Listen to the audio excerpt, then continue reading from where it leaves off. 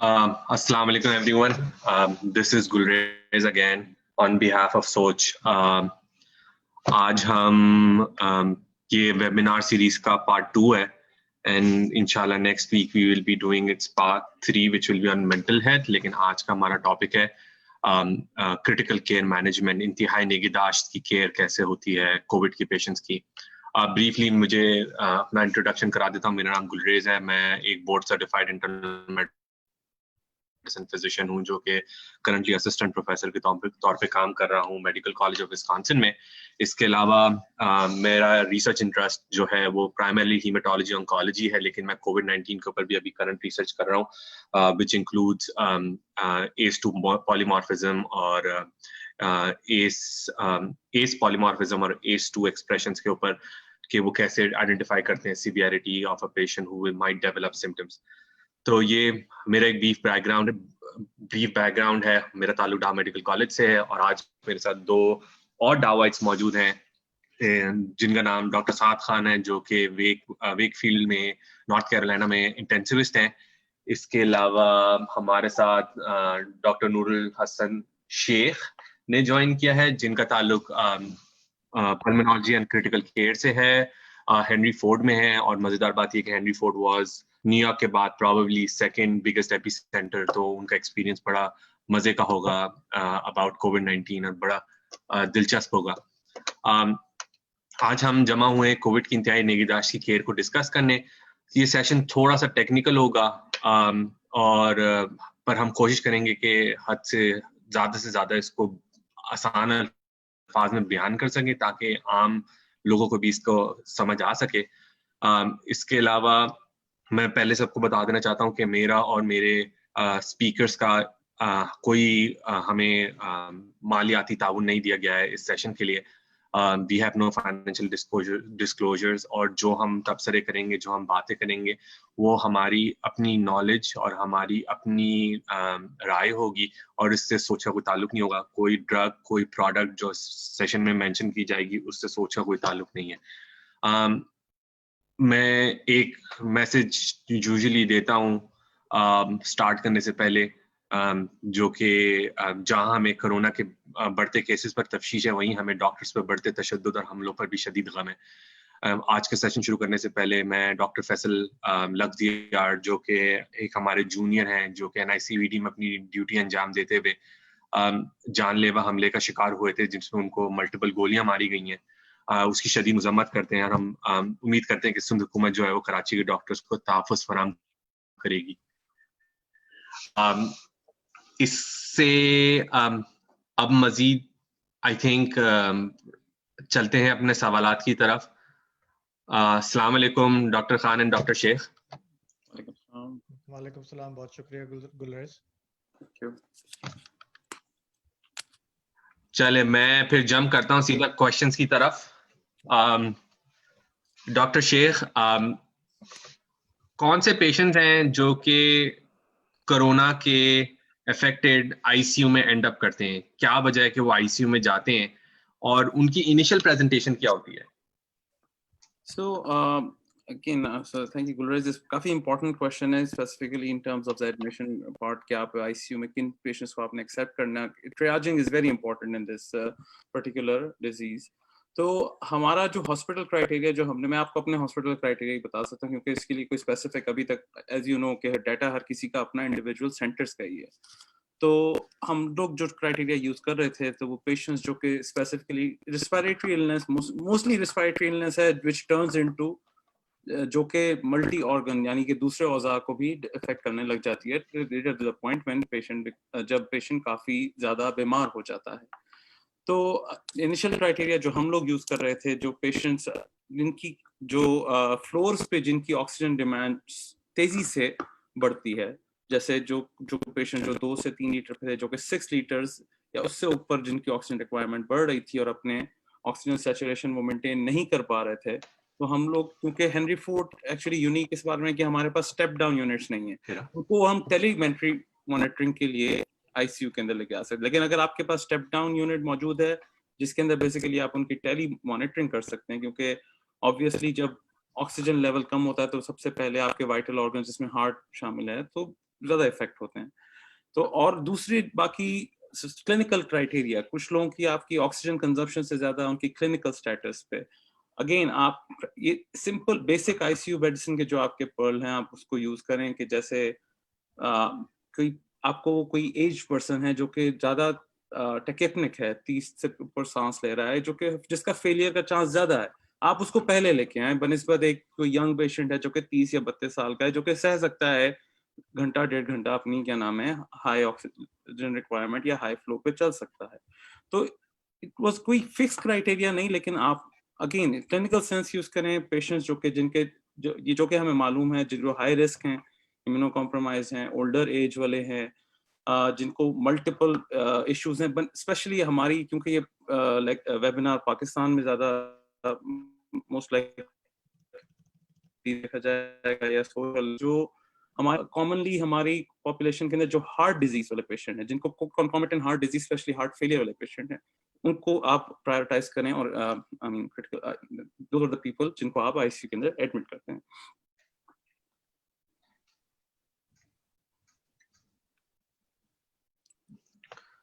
साथ भाई, नूर भाई की आवाज आपको कटती भी आ रही है कि सिर्फ मुझे ही कटती भी आ रही है? थोड़ी सी आखिर में ऐसा लगा था कि जरा सी कटी थी, बट थोड़ा कट रही है ना? शुरू में तो काफी क्लियर थी। सॉरी, आपको अब आवाज सही है। हाँ ठीक है। नूर भाई जरा अपनी पोजीशन चेंज करें। ओके, मैं या तो हेडफोन्स एक मिनट लेके आता हूँ, तो शायद अभी नहीं, ठीक है, मुझे लग अब रहा है ठीक वो है। वाईफाई के सिग्नल स्टेबल है। ओके, अब बेटर है? हाँ अब ठीक है। चले, तो टेक्निकली जो थिंग्स आपने कवर करी हैं वो जब आपके मुख्तलिफ आज़ा इन्वॉल्व होंगे, जिसमें किडनी शामिल है या लिवर शामिल है या कोई अदर ऑर्गन जो है वो अफेक्ट होगा, तो वो एक क्राइटेरिया आईसीयू जाने का। कोई ओल्ड पर्सन है जिसके पास ज्यादा कोमॉर्बिडिटीज हैं, जैसे उसका दिल खराब हो ऑलरेडी, या उसकी किडनी ऑलरेडी खराब हो, या उसका हेपेटाइटिस की वजह से लिवर खराब हो, तो वो डीकॉम्पनसेट ज्यादा कर सकते हैं, तो वो आईसीयू में एंड अप करते हैं। और इसके अलावा जिनका रेस्पिरेटरी रेट, मतलब उनकी सांस लेने की स्पीड ज्यादा हो, मतलब वो ज्यादा ब्रेथ्स ले रहे हैं पर मिनट, उनको कंसिडर किया जाता है। चले, आइए अब नेक्स्ट सवाल की तरफ बढ़ते हैं। डॉक्टर खान,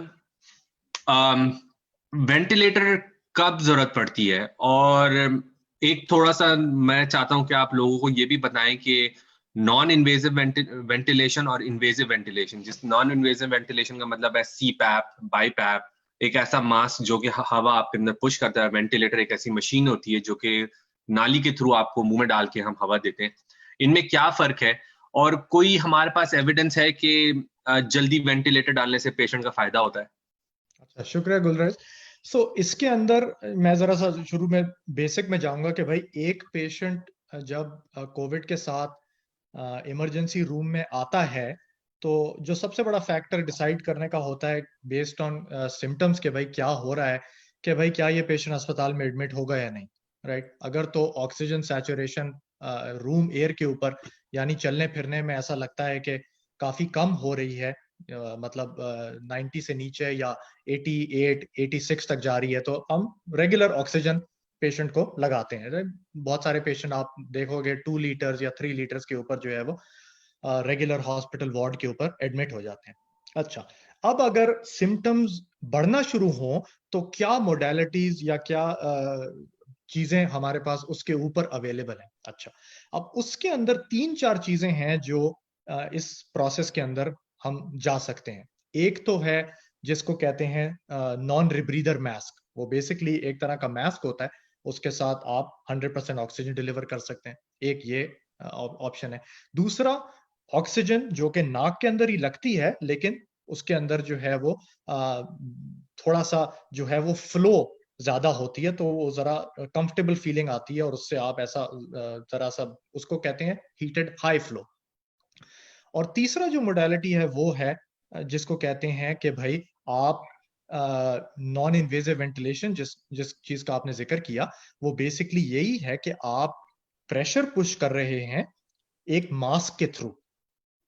वो मास्क आपके चेहरे पे भी लग सकता है, वो मास्क सिर्फ नाक के ऊपर भी लग सकता है, और वो मास्क जो है वो ही प्रेशर आप जो है वो नाक के ऑक्सीजन के थ्रू भी डिलीवर कर सकते हैं, या वो प्रेशर आप हेलमेट की सूरत में पहन के भी डिलीवर कर सकते हैं।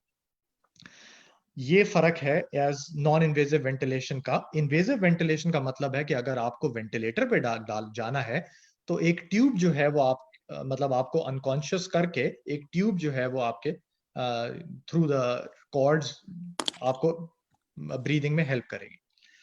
अब इसमें मोडालिटीज में जी हर इंस्टीट्यूशन का बड़ा फर्क है। शुरू में जो डेटा आया था उसमें यह था कि भाई बाईपैप बिल्कुल यूज ना करें, बाईपैप से बहुत ज्यादा स्प्रेड होगा। अच्छा, हमारे इंस्टीट्यूशन ने शुरू में ये पॉलिसी बनाई कि भाई अनलेस आप हार्ट फेलियर या आपका कार्बन डाइऑक्साइड लेवल ब्लड के अंदर बहुत एलिवेटेड हो, अगर वो चीजें ना हो तो अवॉइड करने की कोशिश करें। और अवॉइड करने की रीजनिंग क्या थी कि भाई इससे अगर स्प्रेड ऑफ वायरस जो है वो ज्यादा हो सकता है अगर पेशेंट जो है वो नेगेटिव प्रेशर रूम में ना हो, या नर्सिंग रेस्पिरेटरी थेरेपी या फिजिशियंस को एक्सपोजर ज्यादा हो सकता है।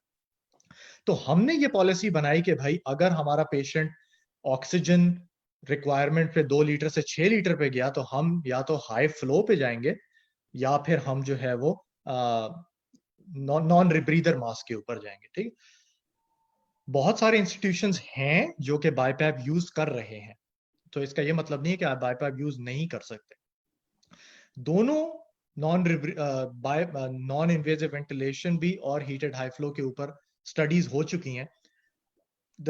चीज ये है कि आपको इन दोनों के लिए बड़ा विजिलेंट होना है कि आपने ये चीजें जो है वो कब यूज करनी है। ठीक है ना, ये है सबसे बड़ा क्राइटेरिया। अगर आपको लगता है कि यार आपका पेशेंट, आपने जो है वो माइल्ड सिम्टम्स हैं ARDS के और आप इंट्यूबेशन को बचा सकते हो तो आप इसको जरूर यूज करें, लेकिन आप इसको यूज करके उस लेवल तक ना लेके जाएं कि सिचुएशन जो है वो इमरजेंट सिचुएशन हो जाए। सो बेसिकली जो मैसेज है वो यहाँ पहुंचाने के लिए वो सबसे इंपॉर्टेंट ये है कि लेवल को जो इमरजेंट लेवल पे लेके नहीं जाना, बिकॉज इनकी जो इंट्यूबेशन है उसमें बहुत जल्दी भी करने की जरूरत नहीं है, क्योंकि हमने ये देखा है कि पेशेंट वेंटिलेटर पे बहुत अरसे तक रहते हैं। लेकिन इन पे बहुत एंड स्टेज पे जाने की जरूरत भी नहीं है, क्योंकि इनको इंट्यूबेट करने के लिए एक प्लान की जरूरत है, और वो प्लान इंप्लीमेंट नहीं हो सकता अगर ऑक्सीजन सैचुरेशन जो है वो 62 पे है, बिकॉज 62 के ऊपर पैनिक टेक्स ओवर और प्लान जो है वो डजंट। सो इनको कब इंट्यूबेट करना इज अ क्लिनिकल डिसीजन। बहुत दफा हमने ये कोशिश की है कि भाई हमने 100% हाई फ्लो पे रखा हुआ है, लेकिन बहुत क्लोज विजिलेंस के साथ। तो हमने ये देखा कि भाई कुछ लोगों में हमने कहा कि यार ठीक है, हम ऑक्सीजन सैचुरेशन अगर ये बाथरूम तक चल के जाते हैं तो ग्रेटर देन 85 भी एक्सेप्ट करते हैं, क्योंकि ये बोल रहे हैं, फुल सेंटेंसेस में बात कर रहे हैं, आराम से आके बिस्तर पे लेटते हैं। हाँ, थोड़ा टाइम लगता है रिकवरी के लिए, लेकिन ये नहीं है कि बिल्कुल कंफ्यूज्ड हैं, साइनोटिक हैं, मीनिंग ब्लू हुए हुए हैं और मेंटल स्टेटस नहीं है। तो ये चीजें देखने वाली हैं। अगर आपको लगता है कि यार मैं ये पेशेंट को देख रहा हूँ और नर्स भी आपको कह रही है कि यार 40 पर मिनट की इसकी ब्रीदिंग हो रही है और ये खुद आपको कह रहा है कि मैं थक रहा हूं, तो वो साइंस हैं कि आपको अब एक्ट करने की जरूरत है। बिकॉज आपको ये याद रखना है कि अगर आपने ये डिसाइड किया कि ये पेशेंट इंट्यूबेट होगा तो पूरी एक प्लानिंग की जरूरत है। प्लानिंग का मतलब ये है कि ऐसे ये नहीं है कि भाई बस चलें। प्लानिंग का मतलब ये है कि भाई आपको ये डिसाइड करना है कि इस पेशेंट को हम स्ट्रेटेजिकली कैसे इंट्यूबेट करेंगे, राइट। आपको ये याद रखना है कि ये वो कोविड पेशेंट वो पेशेंट नहीं है जिसमें आपका फर्स्ट ईयर इंटर्न इंट्यूबेट करेगा, बिकॉज इसमें you need the experience physician इसमें। बिकॉज इंपॉर्टेंट बात ये है कि रेगुलर इंट्यूबेशन से जरा फर्क ये है कि हम इसके अंदर जो है वो बहुत ज्यादा बैगिंग नहीं कर रहे, राइट। सो इसमें जो है वो पता, गुलरेज यू टेल मी अगर आपको लगता है कि मैं इसके इंट्यूबेशन के लॉजिस्टिक्स में भी जाऊं या नहीं, लेकिन बेसिकली जो पॉइंट था वो यही है कि भाई आप नॉन इन्वेजिव वेंटिलेशन या दूसरी मोडालिटीज को यूज करें, लेकिन उसको उस लेवल तक ना लेके जाएं कि इमरजेंट सिचुएशन बन जाए, इमरजेंट इंट्यूबेशन करनी पड़े। नहीं, I agree, I very much आपके साथ आंसर के साथ एग्री करता हूं, क्योंकि शुरू में जो पॉलिसीज आई वो सारी पॉलिसीज इसी तरह डिजाइन थी कि हम फिजिशियन का एक्सपोजर जो है वो किस तरह लिमिट कर सकते हैं, एंड अपनी रिसोर्सेज को किस तरह कहाँ डाल सकते हैं। And there was a huge fear associated with BiPAP, CPAP use के भाई उसकी वजह से स्प्रेड ज्यादा हो रहा है, और हमारा स्टाफ जो है ज्यादा इफेक्ट होगा, तो पॉलिसी हमारे हॉस्पिटल में भी यही थी कि अर्ली इंक्यूबेट कर दें if the patient is requiring significant amount of oxygen, ताकि ये कि हम अपने स्टाफ को बचा सकें and then we will manage the patient accordingly. पर फिर खैर हमने न्यूयॉर्क में देखा सिचुएशन चेंज हुई, वहां पे उनके पास रिसोर्सेज लिमिटेड होने लगी, तो फिर उनके पास जो रिसोर्सेज थी उन्होंने यूटिलाइज करना शुरू करी। तो आपके जवाब से मुझे ये महसूस हो रहा है कि there is no difference between usual patient management और COVID patient management with respect to non invasive ventilation और इन्वेजिव वेंटिलेशन। बंदे का माइंडसेट, फिजिशियन का माइंडसेट वही रहता है, और वो उसको इंट्यूबेट तभी करेंगे जब he is critically ill to a point कि हमारे पास और कोई ऑप्शन नहीं है। राइट लेकिन फर्क सिर्फ ये है कि इसमें आपने अपने आप को इतना टाइम देना है कि you still have time to prepare meaning कि आपने अपना, कौन जाएगा इंट्यूबेट करने के लिए, अगर खुदा ना खास्ता इंट्यूबेट डिफिकल्ट होती है तो बैकअप प्लान क्या है, कौन सी ड्रग्स हैं, नर्सेज अवेलेबल हैं, रनर कौन होगा, रेस्पिरेटरी थेरेपिस्ट, अगर मुझसे और पोर्टेबल वेंटिलेटर भी आपको साथ रखना होता है, सब चीज। तो आपको ये देखना है कि भाई सिचुएशन ऐसी नहीं आनी चाहिए कि ये पेशेंट जो है वो अरेस्ट के करीब आ जाएगा, बिकॉज दैट मीन्स कि you have waited too long and that should never be. अगर आपको लग रहा है कि यार ये जाएगा तो you better be prepared and be ready to get to, मतलब पेशेंट डिक्लेयर कर देता है यार, आप कमरे से खड़े होकर देखो आपको पता चल जाएगा यार ये जो है अब हीटेड हाई फ्लो हो जाए या बायपैप हो जाए, अगर ब्रीदिंग 40 पर मिनट है, टैकीकार्डिक होना शुरू हो गया है, तो आपको खुद ही अंदाजा हो जाएगा कि अब आप जो हो वो बेसिकली सिर्फ टाइम जाया कर रहे हो, राइट? सही है। और टाइम जाया का मतलब तो हीमोडायनामिकली जैसे उसके पेशेंट के वाइटल्स आपको एविडेंट कर देंगे पेशेंट की सिचुएशन के भाई यू आर लूजिंग टाइम, अब आपको इंट्यूबेट करना पड़ेगा। Yes again like one thing I will add कि आप देखें, आप कोई से भी आप स्कोर्स यूज कर लें, अपाची 2, सर्स, क्यूसोफा, आप भी जिस तरह साद भाई कह रहे हैं कि आप माइंडफुल रहें कि ये पेशेंट जब डिक्लाइन करते हैं तो बहुत फास्ट डिक्लाइन करते हैं, तो आपको पास प्लान होना चाहिए कि अगर आपको कोई पेशेंट लग रहा है, अगेन कोई बड़ी एज का है, मल्टीपल कोमॉर्बिडिटीज है, जो आपको लग रहा है कि नहीं ये बंदा नहीं सर्वाइव कर पाएगा high flow BiPAP, rather waiting for that आप उसको इंट्यूबेट करें, क्योंकि maybe there is a chance. सही है। तो अच्छा चले, अब मैं ना कुछ कॉमन डिजीजेस जो कि बहुत कोविड के साथ एसोसिएटेड हैं उन पे फोकस करना स्टार्ट करता हूँ। डॉक्टर शेख, एक तो ये बताएं, ये acute respiratory distress syndrome, also known as like ARDS, ये क्या भला है और ये कैसे होती है? और ये बहुत कॉमन चीज है जो हम आईसीयू पेशेंट्स में देखते हैं, लेकिन आम लोगों को ये नहीं पता होती चीजें।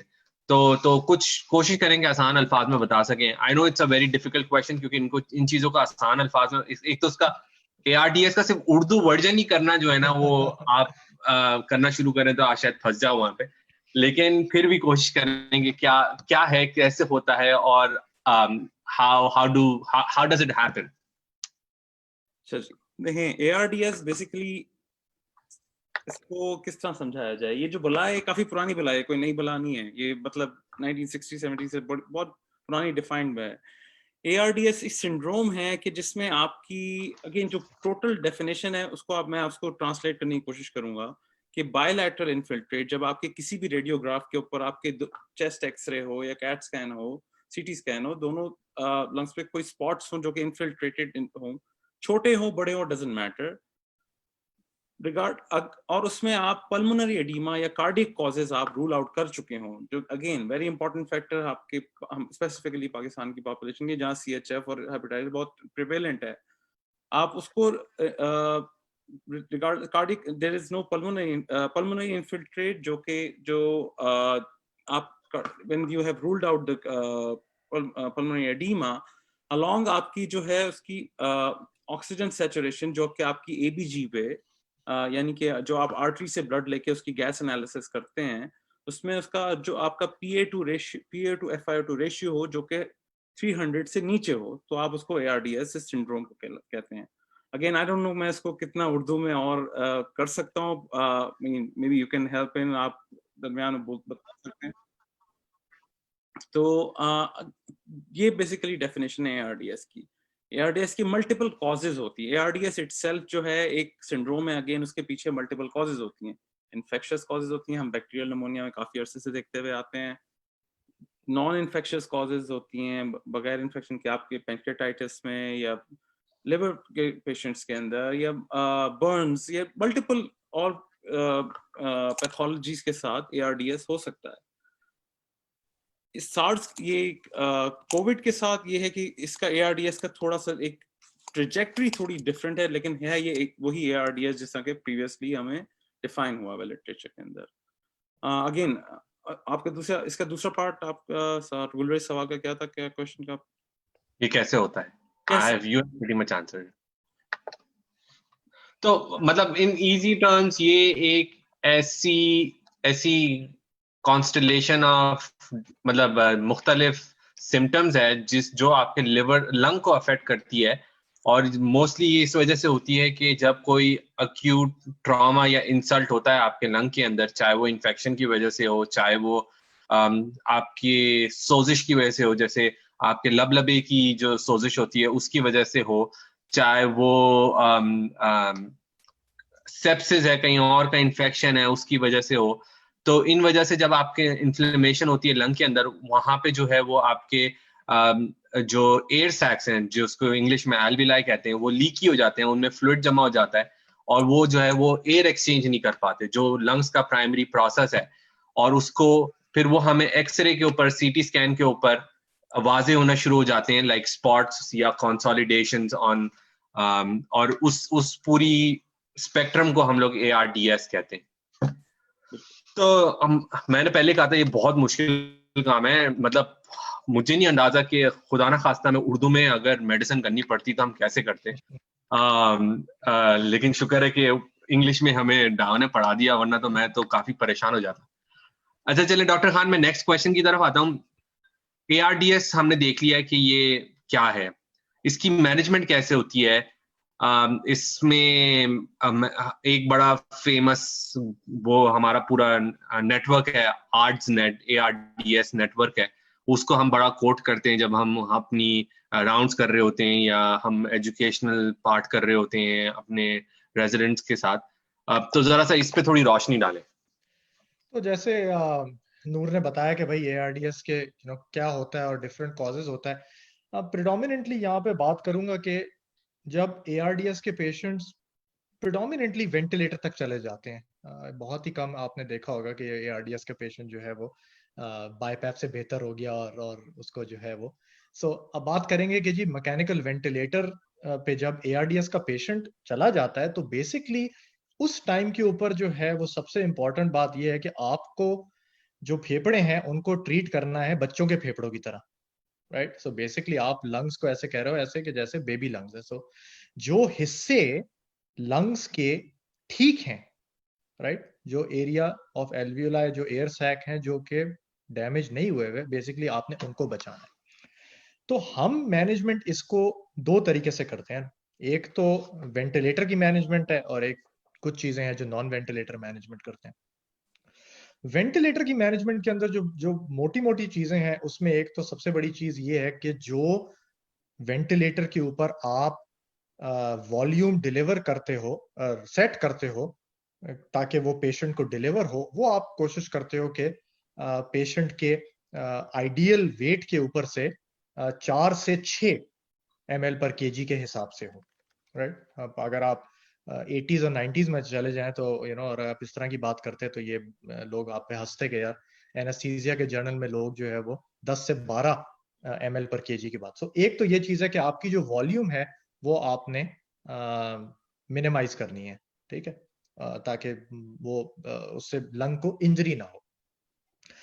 अच्छा, दूसरी चीज जो है वो इसमें ये होती है कि आपको ये कोशिश करनी है कि भाई आपके जो एक तरह का प्रेशर जिसको हम कहते हैं, उसका नाम है प्लेटो प्रेशर। वो बेसिकली एक तरह का प्रेशर है जो वेंटिलेटर डिलीवर करता है अब छोटे एयरवेज और एल्वियोलाई को।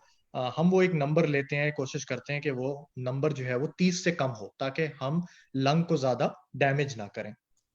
तो बेसिकली वेंटिलेटर जो है वो कुछ चीजें सेट करता है जिसमें आप कहते हो कि भाई मैं इतनी वॉल्यूम पेशेंट को डिलीवर करना चाहता हूं और ये रेस्पिरेटरी रेट मीनिंग जितनी दफा ब्रीथ करेगा पेशेंट, हम ये चाहते हैं कि भाई जैसे हमने सेट किया कि 24 ब्रेथ्स पेशेंट को मिले 350 या 400 की वॉल्यूम के साथ, ठीक है। तो हम जो है वो ये चीजें सेट करते हैं। अच्छा, अब ये जो है हर पेशेंट की हाइट और आइडियल वेट के ऊपर जो है वो हम डिसाइड करते हैं कि भाई 4 से 6 ml पर केजी। अच्छा, एक ये चीज हो गई, ठीक है। सबसे बड़ी सबसे इंपॉर्टेंट चीज तो ये जिसने शो किया है कि भाई लंग्स डैमेज ना हो या मोर्टेलिटी इंप्रूव हो, वो है कि हम लो वॉल्यूम रखते हैं। अच्छा, फिर उसके बाद हम जो है वो गुलरेज भाई की तस्वीर चलेगी, तो पता नहीं कहाँ। नहीं, मैं हूँ यहाँ पे, मैंने अच्छा, यहीं तस्वीर पे। खुद से बंद की है, मैंने कहा अच्छा, जरा ठीक है, इंटरनेट कंजर्व करें। ठीक है। अच्छा, दूसरी चीज जो है वो ये है कि भाई एक और चीज जो आप डायल करते हो वेंटिलेटर के ऊपर, उसको कहते हैं पीप, पॉजिटिव एंड एक्सपिरेटरी प्रेशर। ये बेसिकली एक तरह का प्रेशर है जो हम ही वेंटिलेटर के ऊपर डायल करते हैं ताकि जो हमारे एयर सैक हैं वो कंप्लीटली कोलैप्स ना हो, वो खुले रहें, राइट। अब इसमें जो डिबेट है वो ये है कि भाई क्या करें, बहुत ज्यादा हाई नंबर सेट करें या बहुत ज्यादा लो नंबर सेट करें। तो इस पे भी एक ट्रायल निकला था, उसका नाम था एल्वियोलाई पीप ट्रायल, और उसने ये शो किया था कि क्लिनिकल आउटकम्स जो है वो कोई फर्क नहीं था कि आप लो या हाई रखें, लेकिन प्रिडोमिनेंटली अगर आप ARDS के पेशेंट देखें तो उसके अंदर ये नंबर जो है आपको हायर तरफ मिलेगा, ताकि लंग जो है जो जो एयर सैक है वो कोलैप्स ना हो, मीनिंग डी रिक्रूट ना हो, और हाइपोक्सिया के लिए, ठीक है। एक ये है। दूसरी चीज जो है वो आपको बचाना है लंग को कि ट्रॉमा ना हो जाए। आप वेंटिलेटर पे पेशेंट को डालते हैं, लेकिन आपको पूरी कोशिश करके ये बचाना है कि किसी तरीके से वेंटिलेटर की तरफ से लंग को इंजरी ना हो जाए, ठीक है। अब उसके लिए हमने एक चीज तो बात की कि हम वो प्रेशर जो है वेंटिलेटर पे मॉनिटर कर सकते हैं कि अगर पेशेंट जो है वो गहरी सांस लेता है इंस्पिरेटरी, और हम एक तरह का होल्ड प्रेस करके हम उस प्रेशर का नंबर जिसको हम 30 से लेस कर सकते हैं।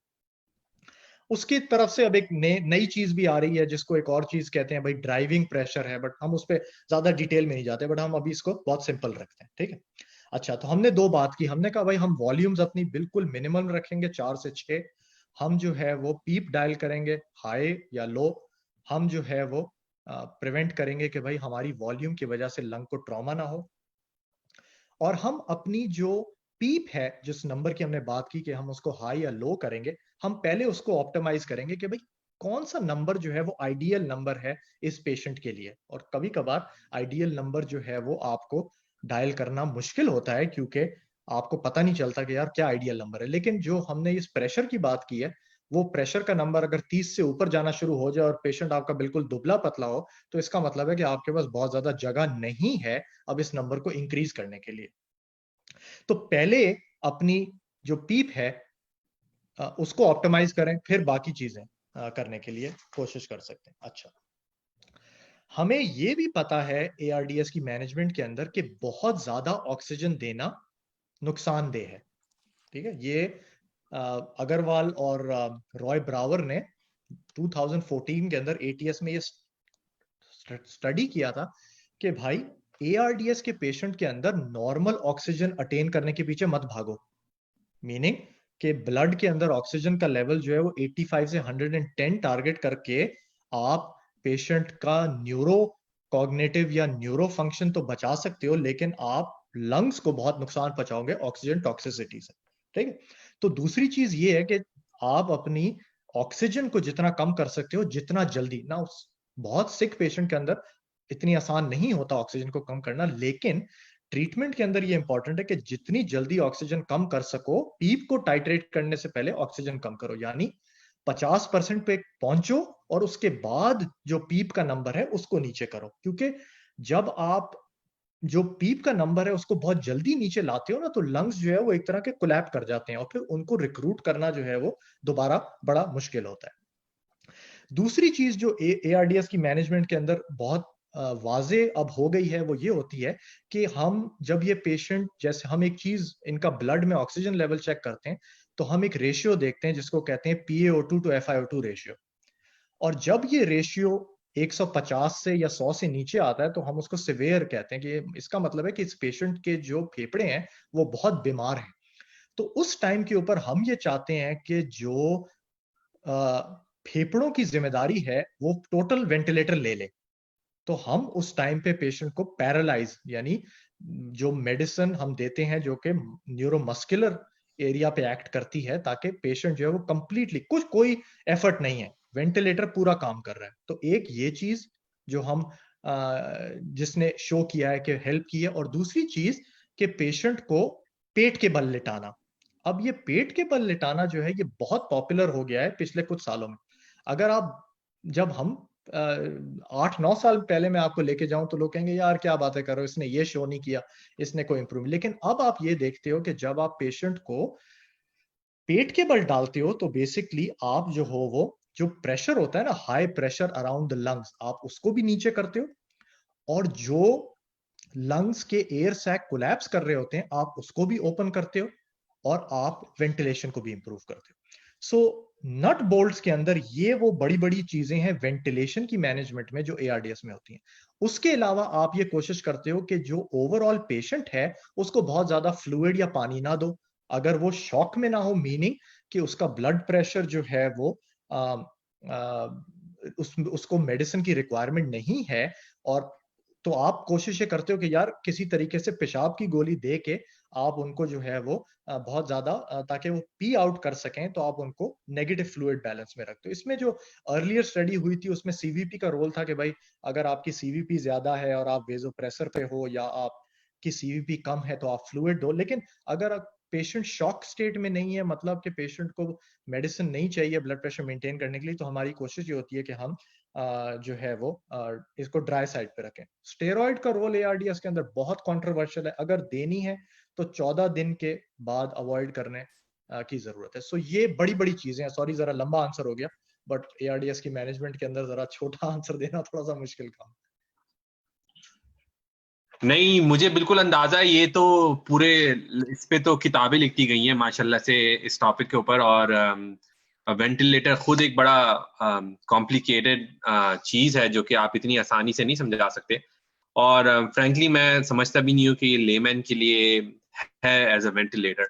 लेकिन मुझे इन कुछ बातें जो मैं समझता हूँ वो ज्यादा इंपॉर्टेंट है लेमैन के लिए, कि अगर डॉक्टर कह रहा है कि वो शदीद बीमार हैं, ARDS का है, तो वो जो लोग हैं उनकी रिकवरी के भी चांसेस कम होते हैं। मतलब मोर्टेलिटी रेट ARDS का काफी हाई है।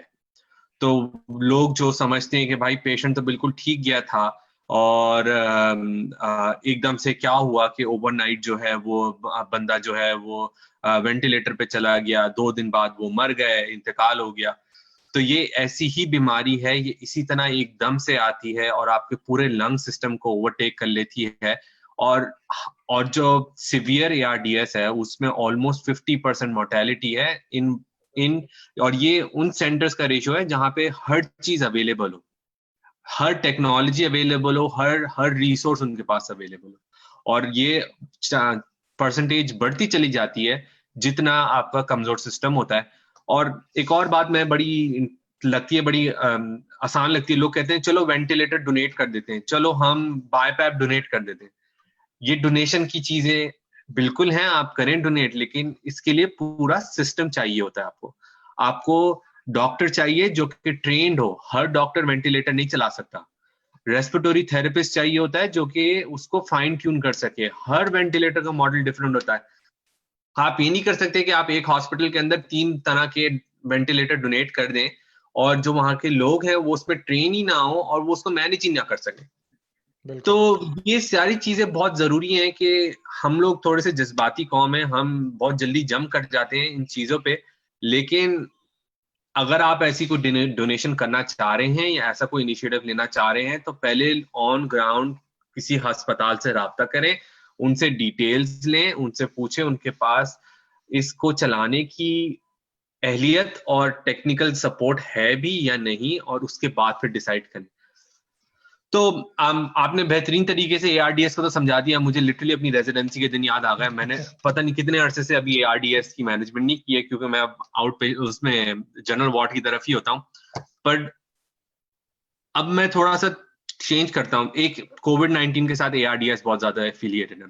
एक और चीज बहुत ज्यादा कॉमन हुई है स्पेशली माउंट साइनाई की स्टडी के बाद से, कि बहुत ज्यादा ब्लड क्लॉट्स देखे जा रहे हैं कोविड के पेशेंट्स में, और ये सवाल जो है मेरा डॉक्टर शेख की तरफ है कि क्या रोल है, कितनी सिग्निफिकेंस है ब्लड क्लॉट्स की, जिसको हम वीनो थ्रोम्बोएम्बोलिज्म भी कहते हैं, बल्कि कोविड पेशेंट्स के अंदर तो आर्टीरियल थ्रोम्बोसिस भी देखा जा रहा है, तो उसका क्या रोल है, और क्या क्या ये चीजें नहीं है आईसीयू पेशेंटों के लिए, ये इससे पहले कभी रिपोर्ट नहीं की गई है? आपका क्या एक्सपीरियंस रहा है हेनरी फोर्ड पे? वीनस थ्रोम्बोएम्बोलिज्म जो है ये again at hospital admission actually it increases, आपका रिस्क इंक्रीज हो जाता है just in general hospital admission. तो आईसीयू तो एक डिफरेंट लेवल है, तो आपको वहां पे तो डेफिनेटली हर पेशेंट जो कि जिसको ब्लीडिंग रिस्क ना हो आप उसको प्रोफाइल एक्सिस पे रखते ही हैं इन आईसीयू। लेकिन ये बात बिल्कुल सही है कि, और बहुत ज्यादा ऑब्जर्वेशन ये देखी गई है कि जितने भी कोविड पेशेंट्स हैं मोस्ट ऑफ देम इनके अंदर ज्यादा इंसिडेंस पाया जा रहा है थ्रोम्बोसिस का, खून के क्लॉट बनने का, इवन आर्टीरियल साइड पे भी। कुछ चीजें हैं जो कि कोरिलेट हमारे अगेन ये कि हमारे सेंटर में एक्चुअली इसकी काफी बिग डेटाबेस की अभी वो पब्लिश हो, इट्स इन द प्रेस है, तो उसमें कुछ चीजें जो कि हमने कुछ फैक्टर्स जो लैब डाटा जो कोरिलेट उससे हो रहा था वो जनरल इन्फ्लेमेटरी मार्कर ही हैं, लेकिन उनके कुछ लेवल्स जो हैं जो कि अगर एक्सट्रीम हाई साइड पे हैं और पेशेंट्स जिनको कोई रिस्क फैक्टर कोई नहीं है कि जो ब्लीडिंग का, तो उनको हम लोगों ने एम्पेरिकली उनका खून पतला करने की दवाइयां भी उनको एम्पेरिकली दी हैं। इसमें डी डाइमर था, डी डाइमर अगेन अब मुझे नहीं पता कि क्या नाम है लोकली कितना जल्दी और कितना रिसोर्सफुल लैब्स हैं जो जहाँ पे पेशेंट्स ट्रीट हो रहे हैं, तो डी डाइमर को फॉलो करें।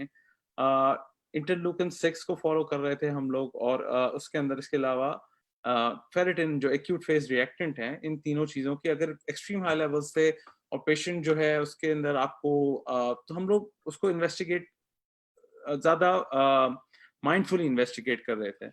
और इस काफी ज्यादा ऑब्जर्वेशन ये आई कि इवन आर्टीरियल साइड पे भी कि हम लोग जनरली आर्टीरियल लाइन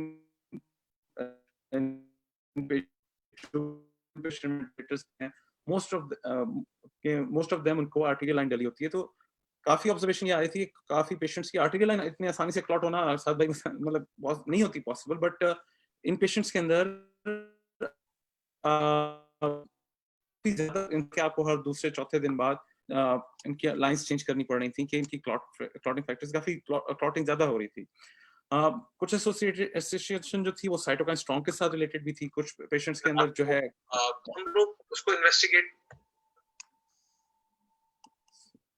सॉरी बोल रहे नहीं बोलते ना, वो वीडियो स्टार्ट हो गई थी दूसरी जगह, तो मैंने वो उसको क्योंकि कुछ लोग जो है वो कमेंट्स कर रहे हैं, तो मैं उन कमेंट्स को भी लेने की कोशिश करूंगा। अच्छा नहीं, तो बस बेसिकली यही है कि आप मतलब ये वीनस थ्रोम्बोएम्बोलिज्म का इंसिडेंस वैसे ही हॉस्पिटल एडमिशन में, क्योंकि हम लोग पेशेंट इमोबाइल हो जाता है, पेशेंट मूव नहीं कर रहा होता, तो इसका इंसिडेंस बढ़ जाता है। लेकिन ये कि चूंकि ये इन्फ्लेमेटरी स्टेट है, सोजिश वाली स्टेट है, जिसकी वजह से इसका और एडिड फैक्टर है जिसकी वजह से ये इसके अंदर आपको क्लॉट बर्डन ज्यादा होता है। और अगेन ये आपको इस बात पे I will bring you back to के आपके पिछले पॉइंट पे कि आईसीयू मल्टी डिसिप्लिनरी केयर है, जिसमें आपको पेशेंट को जो वेंटिलेटर पे पैरालाइज पेशेंट होता है वो खुद तो नहीं मूव करेगा, उसको हर 2 घंटे बाद 4 घंटे बाद मूव करने के लिए नर्सेज, आरटी और ये सब चीजें बहुत जरूरी है। तो ये मल्टी मतलब डिफरेंट पीपल, आपको बहुत ज्यादा स्टाफ और बहुत सारी चीजें चाहिए होती हैं क्रिटिकल केयर मेडिसिन के लिए। Coming back to your previous point, तो in short inflammatory markers अगर elevated हैं, जिसमें D dimer है, CRP है, और इसके अलावा हमारा फेरिटिन और इंटरलूकिन 6 हम लोग फॉलो कर रहे थे, और डी डाइमर फेरिटिन है, अगर वो elevated है देन हम देख सकते हैं। लेकिन उस सिचुएशन में भी आई थिंक द कंसेंसस इसके प्रोफाइलैक्सिस पे रखा जाए, unless you have clear cut evidence के बंदे के पास blood clots बन चुके। That's true. Unless कुछ specific cases, again देखें आप कुछ पेशेंट्स जो कि इतने सिक होते हैं या उनकी किडनी एक्यूट किडनी फेलियर या एक्यूट किडनी इंजरी में होते हैं, जिनके अंदर आप सीटी एनजीओ जो कि डाई वाला सीटी होता है जो कि पल्मोनरी वेसल्स को देख सके, वो नहीं आप कर सकते, और उनका डी डायमर बहुत ज्यादा एलिवेटेड है और हमें काफी ज्यादा सस्पिशन है, यानी कि शक है कि इस बंदे को क्लॉट होगा, तो उसके लिए हमारे पास अगेन रिसोर्सेज की बात है कि बेड साइड पे आपके पास अल्ट्रासाउंड मौजूद है, आप उसकी बेड साइड एको करके देख लें, आप डीवीटी उसकी एग्जाम करके देख लें, क्योंकि मोस्टली तो 40% तो ये क्लॉट्स जो हैं वो लोअर लिम्ब से ही आते हैं ना, तो आप लोअर लिम्ब पे आप 3 पॉइंट अल्ट्रासाउंड कर लें, आप अगर आपको अगर आपका इतना मैसिव पी होता है तो आपको बीएनपी ट्रोपोनिन लीक वगैरह जो आपको कराएगा, तो आपको थोड़ा बहुत वो आप बेड साइड आप एको कर लें, आप अपना प्रोब सिर्फ राइट साइड पे पैरास्टाइनल लॉन्ग पे फेस पे रख के देखें, आपको अगर लग रहा है राइट साइड बहुत ज्यादा आपको प्रेशर्स एलिवेटेड हैं, आप again CVP monitoring, crude factors, आप बहुत सारी इंफॉर्मेशन आप लें और उसको ग्रेन ऑफ द सॉल्ट के साथ पिक करके आप उसको पीस मील करके अपना डायग्नोसिस बना भी सकते हैं, तो आप उसको फिर सिस्टमेटिकली एंटीकोएगुलेट करें। नहीं तो बिल्कुल जैसे आप कह रहे हो कि अगर आपके पास एविडेंस नहीं है 100% या हाई सस्पिशन नहीं है, तो आप उसको सिर्फ प्रोफाइलैक्सिस में तो हर बंदे को होना चाहिए अनलेस प्रूवन कि उसको कोई बहुत ज्यादा कोई मेजर ब्लीड हो या मेजर रिस्क फैक्टर हो। इवन हम लोग तो मतलब जो प्रीवियसली अगेन रिलेटेड नहीं है कोविड से, लेकिन आईसीयू एडमिशन की मैं आपको इतना बताऊं कि हमारे पास क्योंकि हम मेजर लिवर सेंटर है, तो लिवर फेलियर के साथ आपका आईएनआर वैसे ही फॉल्सली एलिवेटेड 3.5-4 होता है, तो हम लोग तो उनको भी प्रोफाइलैक्सिस पे, हेपरिन प्रोफाइलैक्सिस पे रखते हैं दिन में 3 दफा, जो इसी थ्रोम्बोएम्बोलिज्म के प्रिवेंशन के लिए। तो हर आईसीयू अनलेस किसी को कोई अगेन मेजर ब्लीड या कोई इशू है, हर बंदा जो कि आईसीयू में आ रहा है उसको 2 किस्म के, और जो इंट्यूबेटेड है उसको 2 प्रोफाइलैक्सिस पे जरूर होना चाहिए, एक जीआई प्रोफाइलैक्सिस और एक डीवीटी प्रोफाइल, ये थ्रोम्बोएम्बोलिज्म प्रोफाइलैक्सिस। और प्रोफाइलैक्सिस का मतलब है कि हम ऐसी कोई दवा दें जिससे हम कोई कॉम्प्लिकेशन को अवॉइड कर सकें। और वीटीई जो है वो ब्लड क्लॉट का एक अंग्रेजी एब्रीविएशन है, just in case common people जो है वो ना समझ, उनको कंफ्यूजन हो रहा हो कि भाई ये क्या वर्ड्स यूज हो रहे हैं। तो हाँ, मैं मतलब आई एग्री विद यू, क्यों मैं हीमेटोलॉजी में ही हूँ और कोई कंसेंसस तो नहीं आया अभी तक, and there was a huge divide between कि भाई फुली एंटीकोएगुलेट करें कि सिर्फ प्रोफाइलैक्सिस पे रखें, तो अभी भी आई थिंक डिवाइड ही है, और आई रियली डोंट थिंक हमारे पास कोई अच्छा आंसर होगा। लेकिन अगर आई एग्री कि क्लिनिकल सस्पेशन हाई है और आपको साइंस एंड सिम्टम्स दिख रहे हैं, तो keep a low threshold to put somebody on treatment dose of anticoagulation अगर आपको करना है। तो इसी से मेरा दूसरा सवाल आता है डॉक्टर खान, वीटी जो हम ब्लड क्लॉट्स की बात कर रहे हैं, इसकी मैनेजमेंट होती कैसे है और करंट लिटरेचर क्या कह रहा है अभी कोविड के सिलसिले में वीटी में? अच्छा, इसके अंदर जो सबसे ज्यादा जो लिटरेचर है ना अभी, बहुत इनसफिशिएंट डेटा है एक्चुअली। अगर आप इस society of critical care medicine या चेस्ट गाइडलाइन जो है उसको दोनों पढ़ें, तो डेटा कभी कहीं भी ऐसा जो है वो ऐसा नहीं है कि जो आपकी करंट प्रैक्टिस को अल्टर कर सके। अच्छा, मैं जो है वो ये अब हमारे इंस्टीट्यूट का आइडिया बताता हूँ। कुछ इंस्टीट्यूट्स जो थे वो यूएस के अंदर बहुत अग्रेसिवली शुरू के अंदर इसको जो है वो ट्रीट कर रहे थे। नूर ने बहुत अच्छे तरीके से इसको एक्सप्लेन किया कि भाई ये क्या इसके जो है वो फैक्टर्स होते हैं। तो हमने जो है वो ये कहा कि भाई ऐसा पेशेंट्स को 2 कैटेगरीज में डाला है हमने। हमने एक कैटेगरी बनाई है कि कौन से लोग हैं जो हाई रिस्क हैं क्लॉट के लिए, और जो कौन से रोग हैं जो लो रिस्क हैं क्लॉट के लिए। तो हाई रिस्क क्लॉट के अंदर हमने जिस पेशेंट्स का डायलिसिस फिल्टर बार बार क्लॉट हो रहा है, या sudden onset of respiratory distress हो गई है जो कि अदरवाइज आप एक्सप्लेन नहीं कर सके कि यार कोविड की वजह से हो रही है, या फिर पेरिफेरल इस्कीमिया है, मीनिंग के टांगों के ऊपर ब्लड की जो सर्कुलेशन है वो खराब हो गई है, या जो लिम्स हैं उसके अंदर कलर चेंजेस, तो आपको लग रहा है कि यार ये जो है वो क्लॉट की वजह से हो रहा है, या फिर जैसे नूर ने कहा कि लाइन प्लेसमेंट के बाद बार बार क्लॉटिंग हो रही है, तो वो उन पेशेंट्स के अंदर अगर उनकी क्रिएटिनिन क्लियरेंस 30 से ज्यादा हो तो और तो हमने कहा कि भाई हम 1 milligram of enoxaparin every 12 hours use करेंगे, और अगर इनकी क्लियरेंस जो है वो 30 से कम होगी तो दिन में 1 दफा यूज करेंगे। और जो लो रिस्क पेशेंट है जो इन किसी भी कैटेगरी के अंदर नहीं जाते, उनकी अगर क्रिएटिनिन क्लियरेंस 30 से ज्यादा होगी तो हम एनॉक्सापेरिन 40 मिलीग्राम दिन की एक दफा यूज करेंगे, और अगर 30 से कम होगी तो 30 मिलीग्राम डेली यूज करेंगे। या अगर आपका टोटल बॉडी वेट 100 से ज्यादा है या क्रेटिनिन क्लियरेंस आपकी जो है वो 30 से ज्यादा है, तो हम 0.5 मिलीग्राम डेली यूज करेंगे। ठीक है, अच्छा, ये तो एक जनरल कंसेंसस है, बट इसके अंदर कोई वन कंसेंसस नहीं है कि अगर हम ये यूज कर रहे हैं तो पूरी दुनिया ये यूज कर रही है। इसके अंदर आपको लेकिन कोई ऐसी, मैं आज ही चेस्ट की गाइडलाइंस भी इसमें रिव्यू कर रहा था, इसके अंदर कोई ऐसा इनसफिशिएंट डेटा है कि जो करंट प्रैक्टिस है उसको जो है वो ऑल्टर करे। जैसे नूर ने कहा, हमने भी ये देखा है कि कभी कभार हमें लगा कि यार ये रेस्पिरेटरी डिटीरियोरेशन जो है ना, ये it's going way out of proportion. अब आपने एक एकोकार्डियोग्राम अगर हफ्ते पहले किया था और आज अब आपने एकोकार्डियोग्राम किया और आपने देखा कि जो दिल की राइट साइड है वो इतनी बड़ी हो गई है, तो आपने कहा यार ये तो कुछ लग रहा है कि हो सकता है ब्लड क्लॉट हो। ठीक है, अब आप जैसे नूर ने कहा, आप या तो अल्ट्रासाउंड करके लेग्स में देख सकते हो, या फिर आप, क्योंकि ये पेशेंट जो है ना, ये बहुत जल्दी जब ये इतने सिक होते हैं ना, तो इनका रीनल फेलियर में भी बहुत जल्दी जाते हैं। तो ये इतने स्टेबल तो होते ही नहीं है कि आप इनको लेके जाएं और स्कैन से प्रूव करें। तो अगर आप इनको डाई दोगे तो आपने तो इनकी किडनीज बिल्कुल ही उड़ा दी। सो डाई तो आउट ऑफ क्वेश्चन है। तो या तो आप इन पे कंटिन्यूस हेपरिन चलाओ, लेकिन उसमें भी फिर ये फैक्टर है कि भाई you have to monitor very closely कि यार ब्लीडिंग रिस्क क्या आता है। तो अभी भी मैं आपको ये बताऊं कि बहुत कोई ऐसी गाइडलाइन नहीं है जो ये कहेगी कि भाई फुल डोज एंटीकोएगुलेशन बस आंखें बंद करके चला दो। तो बेसिकली यही है कि भाई डेली जो आपकी प्रोफिलैक्सिस डोज है वो आप दें, और गिने चुने सबसेट ऑफ पेशेंट्स है जिसके अंदर आप ट्वाइस डेली की डोजिंग एंटीकोएगुलेशन की यूज करेंगे।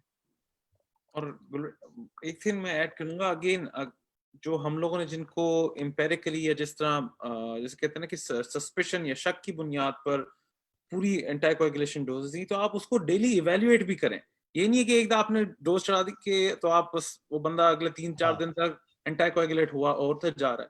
आप उसको, ये एक्टिव मेडिसिन है, आप रोज सुबह आप उसको इवेल्युएट करें कि आप उसको, अगर आपको कोई और कॉज मिल गया है, क्या नाम है, आपको उसकी लो ऑक्सीजन का या उसके डिक्लाइन का, तो आप उसको बंद करें।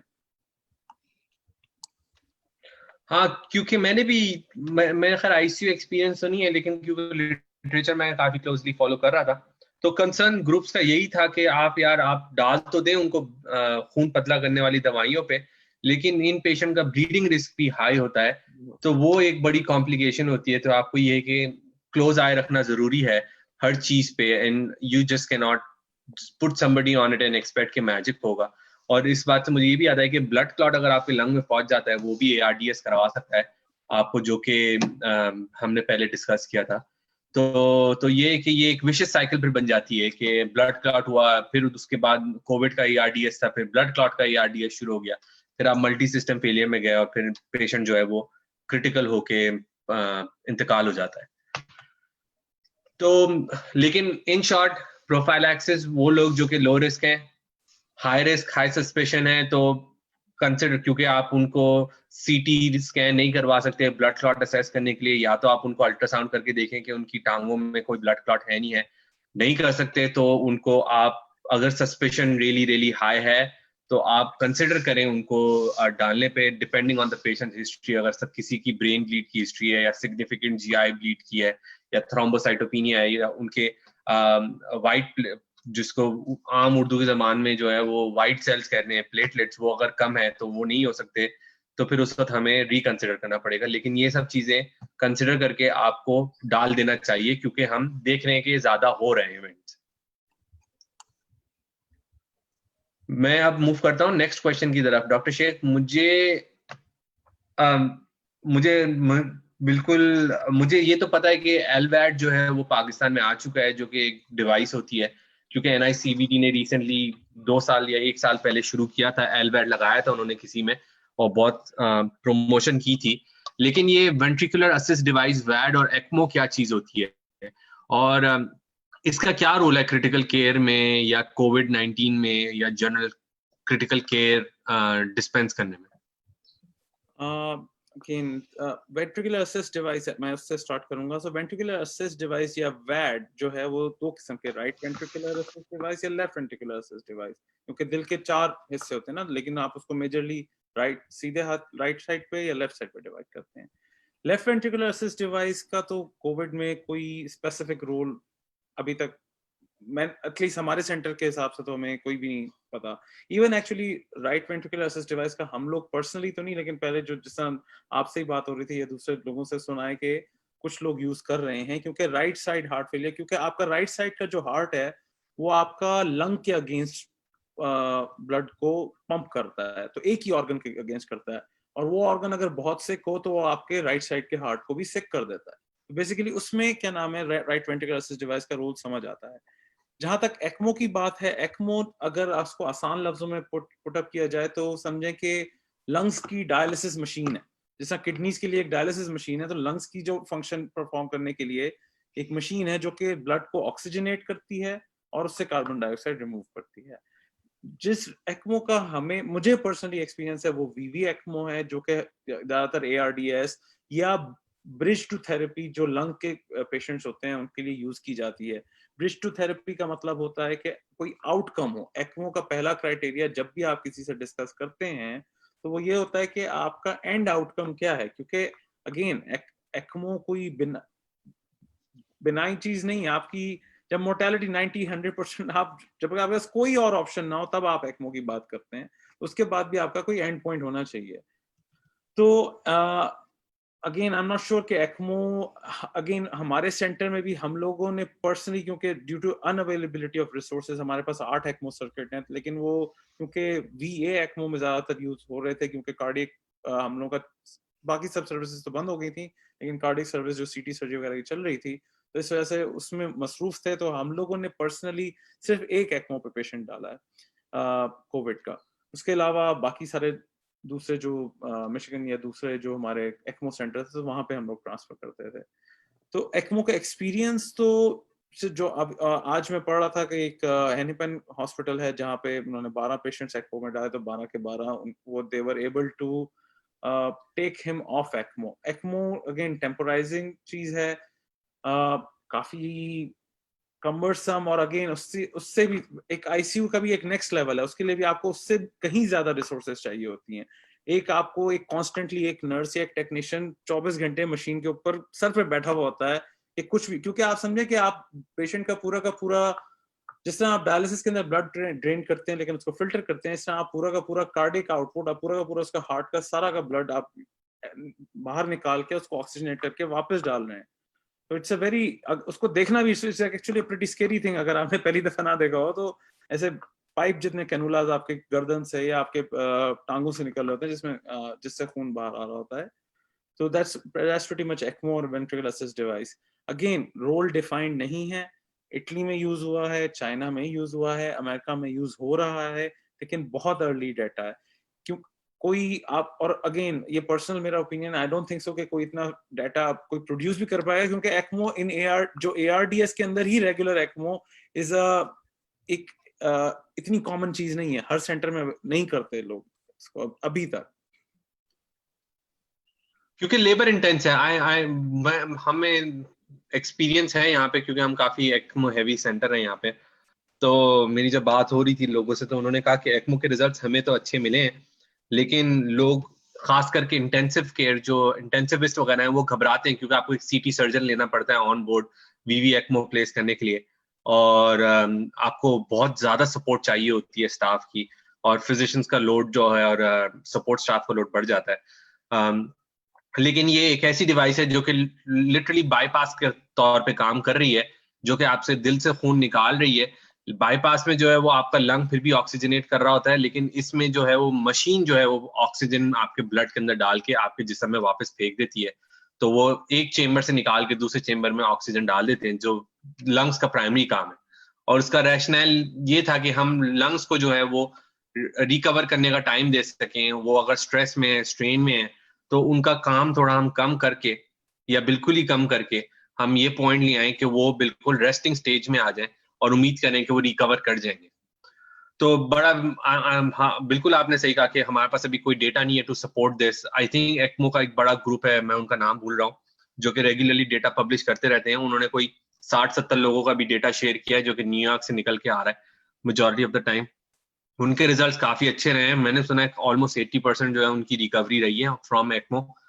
लेकिन ये कि फिर भी हमारे पास अभी क्योंकि वो सिंगल सेंटर एक्सपीरियंसेस हैं, केस कंट्रोल नहीं है, स्टडीज जो होती हैं उनका एक कैलिबर होता है, हमें हर चीज को हर तरह से असेस करना होता है।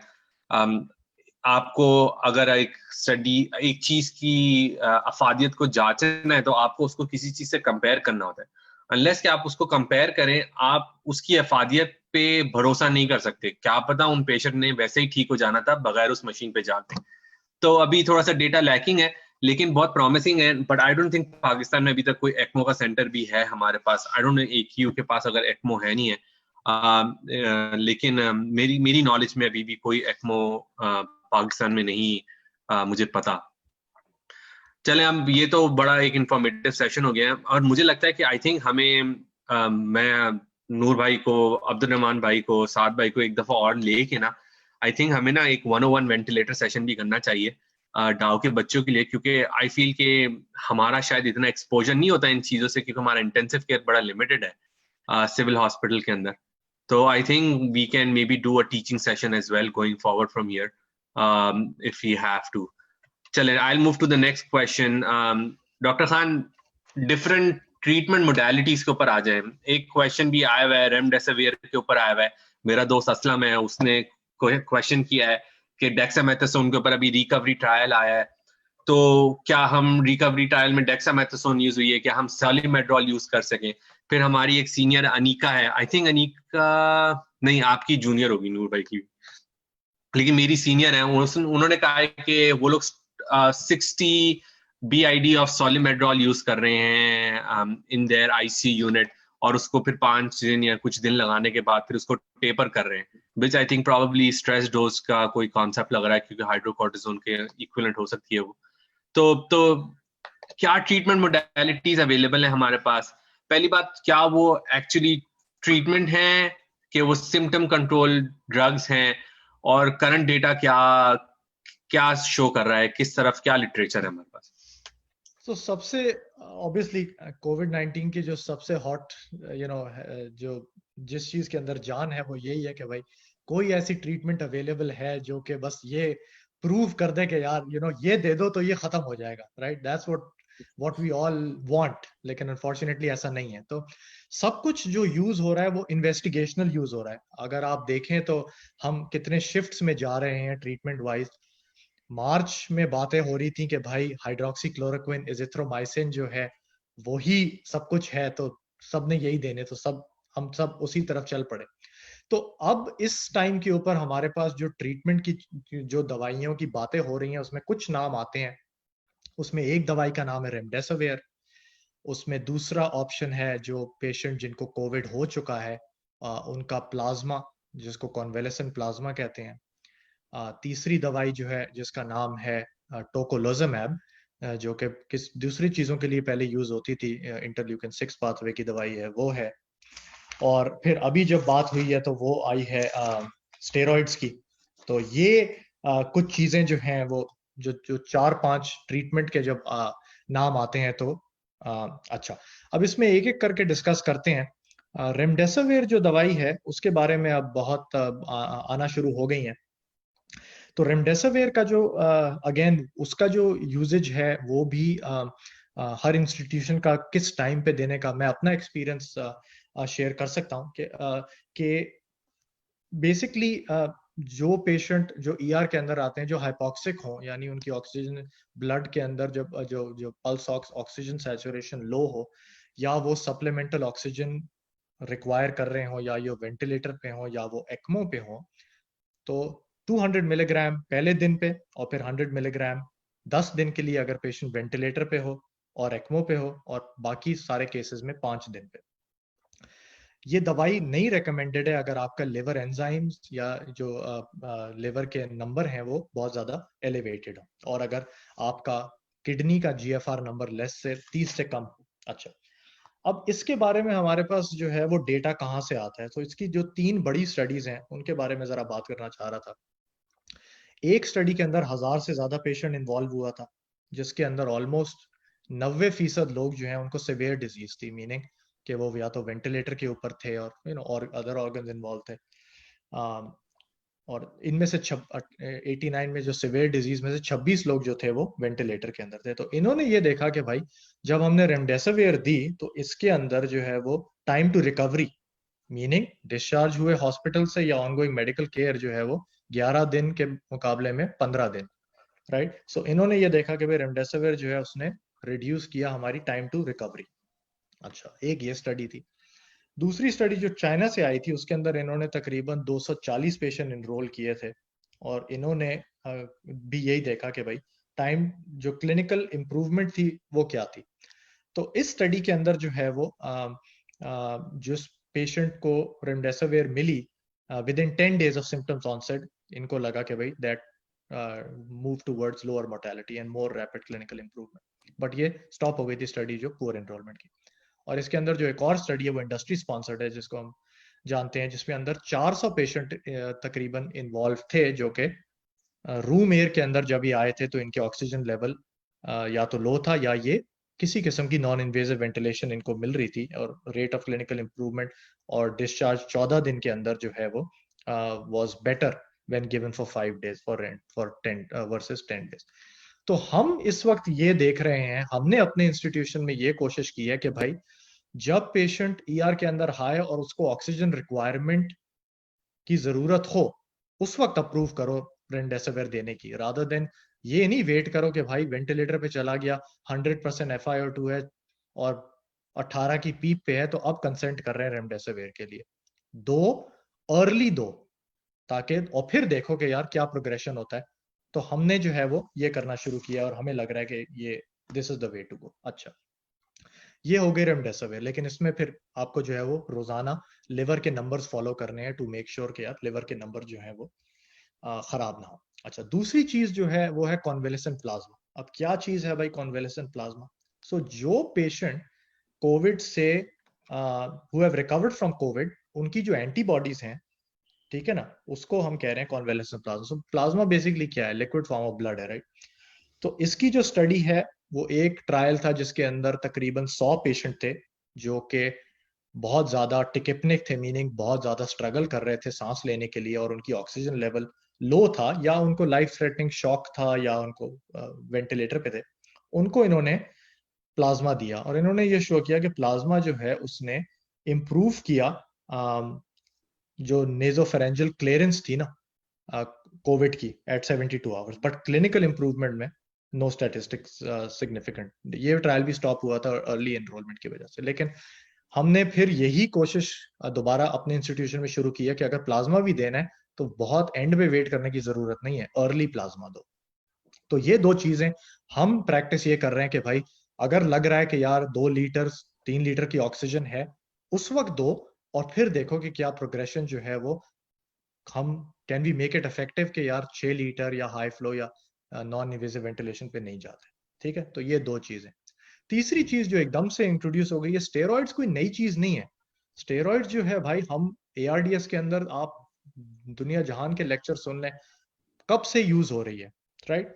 इसके अंदर शुरू में ये था कि यार स्टेरॉइड जो है वो बेनिफिशियल नहीं है। अच्छा, अब यूके की जो स्टडी आई है वो आई है डेक्सामेथासोन के ऊपर, राइट। प्रायर लोग जो हैं वो हम ARDS के अंदर जो है वो स्टेरॉइड देते थे। अब ARDS के अंदर भी यार स्टेरॉइड का रोल जो है वो बहुत मडी था। कुछ लोगों को लगा कि भाई जब पेशेंट आपका बेहतर हो गया स्टेरॉइड्स में, ARDS की बात कर रहा हूँ कोविड को हटा के, तो जब आपका पेशेंट एक्सट्यूबेट हो गया तो लगा ये कि जो ओरल स्टेरॉइड्स थी वो बहुत जल्दी टेपर ऑफ हो गई, राइट। सो उसमें कुछ लोगों को ये लगा कि क्या लंबा टेपर देते तो कुछ डिफरेंस होता।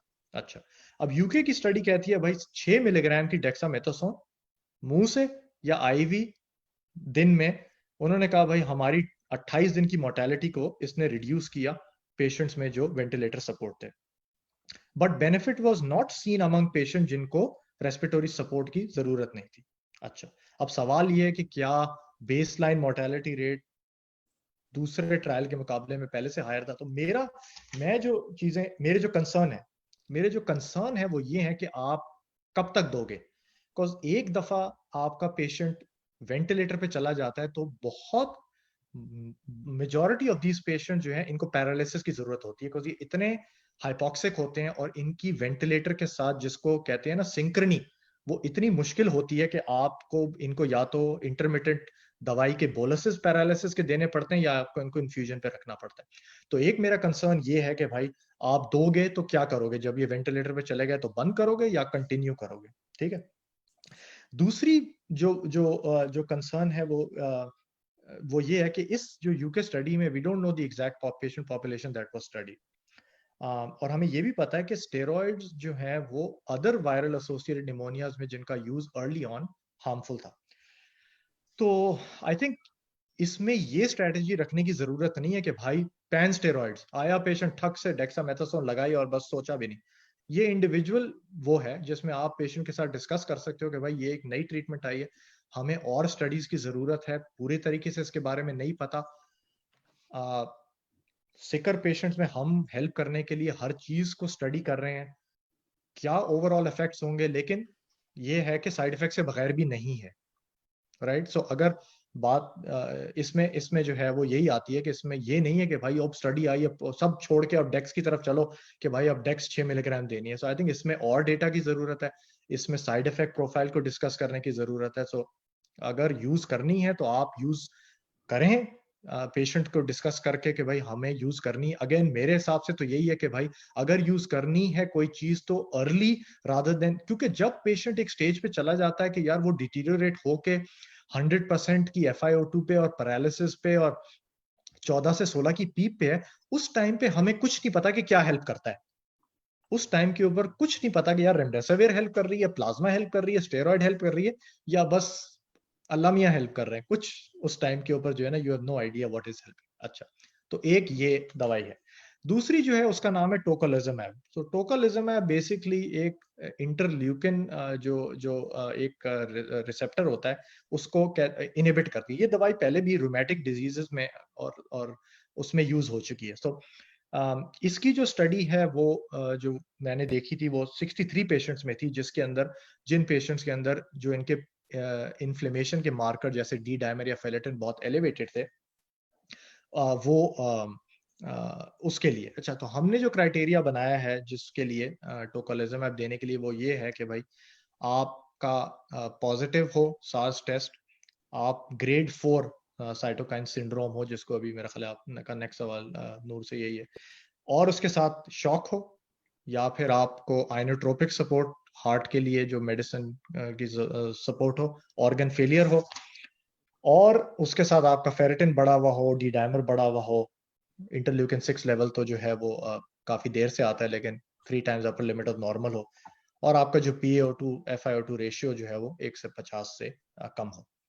तो उन पेशेंट पॉपुलेशन के अंदर हमने जो क्राइटेरिया बनाया है टोकलिजुमैब यूज का। अब जो बाकी दवाइयां आउट ऑफ फेवर फॉलन हो चुकी हैं, हाइड्रोक्सीक्लोरोक्विन निकल गई है, लोपिनावेर रेटेनोवेर निकल गई है। तो अभी जो फ्रंट लाइन के ऊपर दवाइयां और जो आप चीजें सुन रहे हैं वो एक रेमडेसिविर है, कॉन्वेसिलिन प्लाज्मा है, टोकलिजुमैब है, और अब डेक्सामेथासोन की बात आई है। हम रिकवरी ट्रायल किया जो मीडिया क्या कहेंगे उसको, वो मतलब पेपर तो उन्होंने शेयर किया नहीं पूरा, बस एक मीडिया प्रेस ब्रीफ दे दी है जिसमें उन्होंने चीदा चीजें शेयर कर दी हैं कि भाई जो अच्छी लगनी थी सबको वो सारी शेयर हो गई हैं। लेकिन जब वो पूरा पेपर आएगा तो उसको फिर कड़ी तनकीद होगी कि भाई अभी तो हमें यही नहीं पता कि उन्होंने स्टार्ट कब की थी स्टेरॉइड्स, सर्कमस्टेंसेस क्या थे उन पेशेंट्स के, उनकी क्या क्लिनिकल बेसलाइन थी। वो कंपेयर तो कर रहे हैं 4000 पेशेंट को 2000 पेशेंट के खिलाफ मुखालिफ में, लेकिन डेटा उनका वैल्यूज जो दे रहे हैं, सैंपल साइज भी बढ़ रहा है, पावरफुल स्टडी लग रही है, लेकिन थोड़ी सी लैक ऑफ डिटेल है कि उन्होंने सिर्फ रेलेवेंट चीज जो कि बड़ी प्रॉम्प्ट लगे, बड़ी अट्रैक्टिव लगे लोगों को इस वक्त, क्योंकि हम लोग सारे भाग रहे हैं कि कोई सोल्यूशन मिल जाए, हमें कोई मैजिक ड्रग मिल जाए जिसके बेसिस पे हम ट्रीट कर सकें या पेशेंट्स को कंट्रोल कर सकें। तो थोड़ा सा मैं डिसअपॉइंट हुआ था कि ये कहीं सर्जिस्फीयर के ड्रामे की तरह कुछ बाद में ना निकला है। लेकिन I trust Oxford and I trust NHS, क्योंकि उन्होंने अगर कुछ सोच के किया है तो आई एम प्रीटी श्योर उनको पास कॉन्क्रीट डेटा होगा, ना आई एम एक्सपेक्टिंग कि पेपर जो है वो एक आध हफ्ते में आ जाएगा। लेकिन it will be very interesting to see that paper कि उन्होंने कब स्टार्ट की, what was the end point, और क्या उन्होंने असेस किया, where do the patient stand right now. तो थोड़ा सा हमें इंतजार करना चाहिए, क्योंकि मैंने सुनने में मुझे ये आया है कि डेक्सामेथासोन इस्लामाबाद से तो माशाल्लाह से गायब हो चुकी है स्टोर से, और जो 5 रुपए की गोली थी वो शायद 13 या 15 रुपए की अभी मिल रही है, और लोग जो है वो अपने पेशेंट्स को देना शुरू हो गए हैं। नूर भाई कुछ कहना चाह रहे हैं? गुरुरेज, एक चीज मैं ऐड करूंगा, हम लोग के, क्योंकि डेक्सामेथासोन तो नहीं, लेकिन स्टेरॉइड्स का जो यूज है, हेनरी फोर्ड एक्चुअली एक और ट्रायल कर रहा था, तो वो एक्चुअली प्रॉब्ली जामा में एक्सेप्ट हो गया वो भी। तो उसमें ये था कि हम लोग जो है एक प्रोटोकोलाइज्ड स्टेरॉइड्स, मिथाइलप्रेडनिसोन, सॉल्यूमेड्रोल पहले से यूज कर रहे हैं, और कुछ अच्छे रिजल्ट्स आए हैं कोविड स्पेसिफिक रिलेटेड। हम जो डोजेस यूज कर रहे थे वो 1 मिलीग्राम पर केजी फॉर 7 days, 1 मिलीग्राम पर KG per day for 7 days हम लोग यूज करते थे, और पेशेंट्स वो थे जो कि सिवियर रिस्पायरेटरी, जिनका मॉडरेट टू सिवियर ARDS, जिनके पेयर टू एफर्ट रेशियो 200 से नीचे था, और जो बहुत जल्दी डिटेरियोरेट हो रहे थे। लेकिन अगेन, जिस तरह साद भाई ने एक बात की पहले, देखें ये सारी चीजें जो है इन्वेस्टिगेशनल बेसिस पे हम लोग यूज कर रहे हैं, लेकिन कुछ चीजें कंफर्म समझ आ रही हैं इनके साथ, जैसे टोसिलिजुमैब है या स्टेरॉइड्स हैं, सेकेंडरी बैक्टीरियल इन्फेक्शन और चीजें जो हैं इनके साथ हमें ज्यादा नजर आ रही हैं, क्योंकि ये इम्यूनिटी को सप्रेस करते हैं। ठीक है, प्रॉब्ली आपको एक्यूट फेज जो है कोविड का, उसमें से निकल जाएंगे आप, या 5-7 दिन। कुछ इस तरह की पेशेंट्स हैं जो कि एक्सट्यूबेट हो गए उसके बाद, लेकिन फिर दोबारा से इंट्यूबेट होना पड़ा क्योंकि बैक्टीरियल निमोनिया हो गया, या तो अगेन जो भी दवाई आप दे रहे हैं एक्सपेरिमेंटल बेसिस पे भी, अगर पाकिस्तान में भी दे रहे हैं, प्लीज मॉनिटर करें उनके साइड इफेक्ट्स को, उस दवाई की पूरी नॉलेज रखें। नहीं, आई टोटली अग्री। ये एक डॉक्टर को फैसला करना चाहिए कि आपने कौन सी दवाई लेनी है और किस टाइम पे लेनी है। ये दवाइयां घरों के अंदर किसी को देना, आई थिंक इसके लॉन्ग टर्म हम काफी इम्पैक्ट देखेंगे। और आई काइंड ऑफ अग्री के और जितनी भी स्टडीज अभी तक आई हैं, रेमडेसिविर में भी उन्हीं पेशेंट के अंदर इफेक्टिव हुआ है जो कि ऑक्सीजन पे थे, उन पे नहीं हुआ जो कि वेंटिलेटर पे थे, उन पे हुआ जो कि ऑक्सीजन पे थे, और ऑक्सीजन पे वही लोग होते हैं जो कि हॉस्पिटल में एडमिट हो रहे होते हैं। लेकिन अनफॉर्चुनेटली पाकिस्तान में कुछ लोगों ने जो है वो घरों में भी टैंक्स रख के कुछ लोगों को ऑक्सीजन प्रोवाइड की है। अगर उन पेशेंट्स को मिल जाती है तो चलो ठीक है, at least they meet the criteria, लेकिन they should be in touch with the physician who is kind of monitoring all these things. खुदा ना खास्ता उनके LFTs आप हो तो उनको तो हम वो दवाई दे ही नहीं सकते। लिवर फंक्शन टेस्ट अगर ऊपर हो तो वो कौन असेस करेगा रिस्क, वो कौन देखेगा? सेम गोस फॉर डेक्सामेथासोन जो अभी आ रही है, वो उन्होंने उन्हीं पेशेंट्स के अंदर इंप्रूवमेंट देखी जो कि ऑक्सीजन पे थे या वो वेंटिलेटर पे थे। तो आपको ये रिस्क असेस करना पड़ेगा कि आप हर गोली जो है वो अपने हलक से नहीं उतार सकते, क्योंकि अब मोर देन 90% पेशेंट जो है वो स्टेबल होते हैं। उनको कोई, मेजॉरिटी को तो सिम्टम्स भी नहीं होते कि उनको पता चले कि उनको कोरोना हो रहा है, और जिनको सिम्टम्स होते हैं मेजॉरिटी को माइल्ड सिम्टम्स होते हैं, जो कि बेचारा इमरान खान जलील होता है कि वो फ्लू लाइक है। ट्रम्प ने भी सेम कह दिया था, वो भी जलील हुआ था फिर। लेकिन मेजॉरिटी लोगों को माइल्ड सिम्टम्स होते हैं। तो उन में ये सब मैनेजमेंट का कोई रोल नहीं है, उसमें सिर्फ पैनाडॉल फीवर्स के लिए, खांसी है तो आप कोई कफ सिरप ले लें, आपको इनहेलर लेना है या स्टीम लेनी है, gentle home remedies are fine, लेकिन अपने आप को खुदा के लिए एजोमैक्स या एजिथ्रोमाइसिन देना के कोई रोल नहीं है। अपने आप को लड़ मर के अपनी एक किडनी बेच के रेमडेसिविर खरीदने की या टोसिलिजुमैब खरीदने की कोई रेकमेंडेशन नहीं है। अनफॉर्चुनेट आयरनी है कि पाकिस्तान में हर चीज बनती नहीं है, और उसकी फिर डिमांड बढ़ जाती है, तो फिर बढ़ती है तो फिर पैसे बढ़ जाते हैं। मुझे एक क्वेश्चन ये पूछना है कि टोसिलिजुमैब का, डॉक्टर खान आपका एक्सपीरियंस, आपने क्राइटेरिया वगैरह तो सारे क्लियरली डिफाइन कर दिए हैं, एक्सपीरियंस कैसा रहा है? क्योंकि पाकिस्तान में ये ड्रग आई थी जब इनिशियली, तो उसकी जो डोज थी वो एक्सपेक्टेड थी समवेयर अराउंड 2.2 lakhs की, अब वो जो है वो मिलियन रुपीज से बढ़ गई है, और सुना है अब तो माशाल्लाह से वो ऑलमोस्ट 2 million रुपीज टच कर रही है for the whole course of tocilizumab. इस पे आप क्या कहना चाहेंगे? गुलरेज, हमारा आई मीन छोटा एक्सपीरियंस है इसका। अगेन बात यही है कि जब इस लेवल पे सिकनेस चली जाती है तो उस पे बड़ा मुश्किल है डिसाइड करना कि what is going to make you better.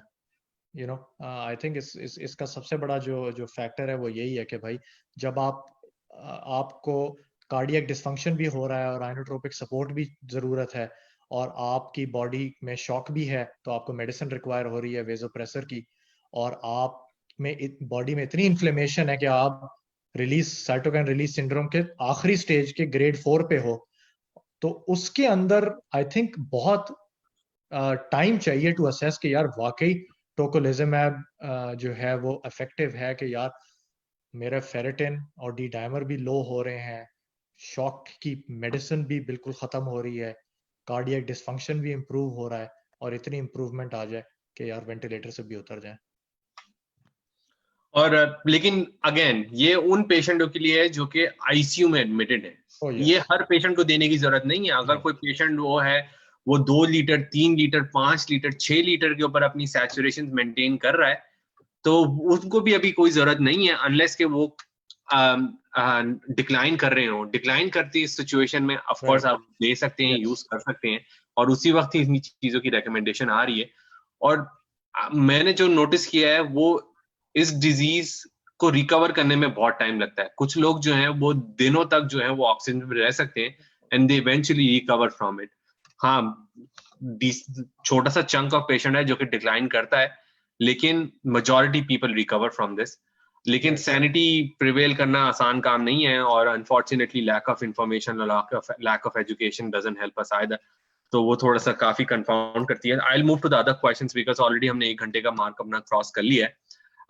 Doctor Sheikh और डॉक्टर खान जो भी प्रेफर ये करना चाहे, what is cytokine release syndrome, कैसे होता है, कैसे डायग्नोज करते हैं, और ब्रीफली थोड़ा सा इसके ऊपर टच अपॉन करते हैं क्योंकि टोसिलिजुमैब का काफी रोल इसी पे ही है।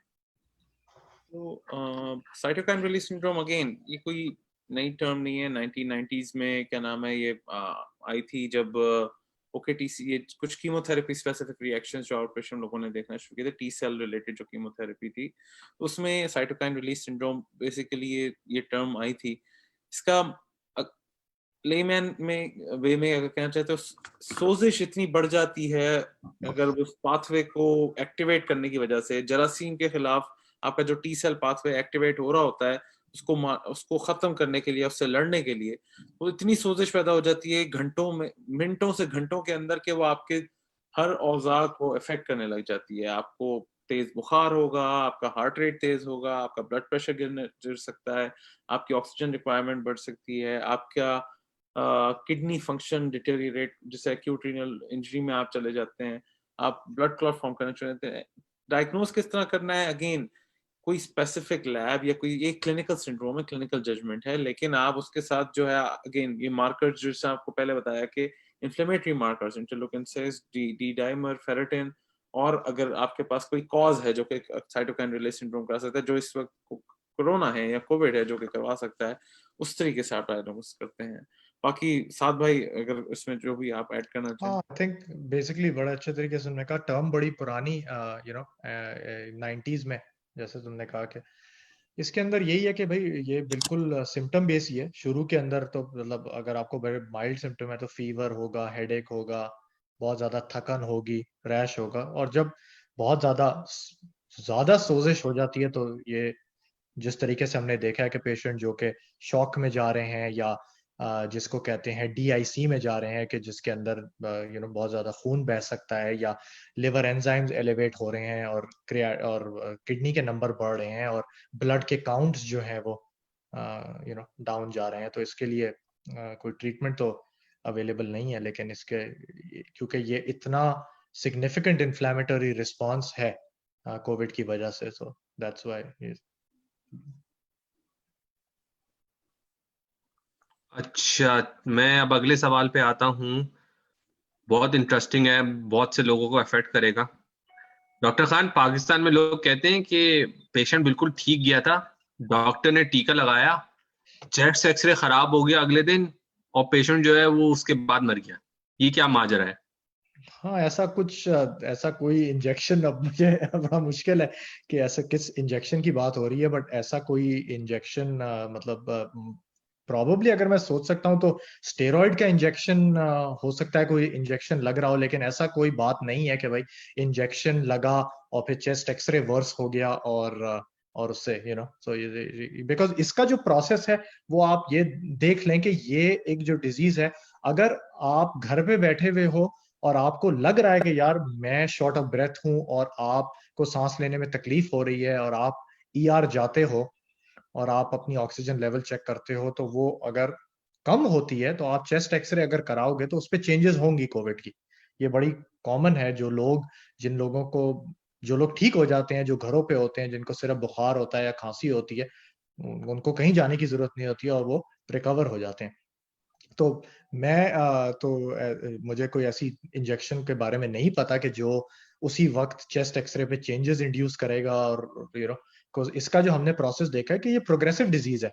जो 2 लीटर से 4 और 4 लीटर से 6 पे जाते हैं, तो उनके फिर एक्सरे पे भी आप उसी तरह का प्रोग्रेशन देखते हो कि भाई इन्फिल्ट्रेट जो है वो बढ़ना शुरू हो गए हैं और रेस्पिरेटरी सिम्टम जो है वो तो ये मुझे तो इस चीज का अंदाजा नहीं है। अगर नूर को कुछ पता हो कि कौन सा ये इंजेक्शन है जो चेस्ट एक्सरे के ऊपर चेंजेस ला सकता है। असल में देखें, इसमें आई डोंट थिंक सो कि चेस्ट एक्सरे एक थोड़ा सा फॉल्ट में ये मतलब डॉक्टर्स की तरफ से ये कहना चाहूंगा पाकिस्तान में स्पेसिफिकली या हमारे भी यहाँ पे भी कम्युनिकेशन। देखें, आपको जब पेशेंट इतना सिक होता है, आप हमारी हेल्थ लिटरेसी बहुत कम है।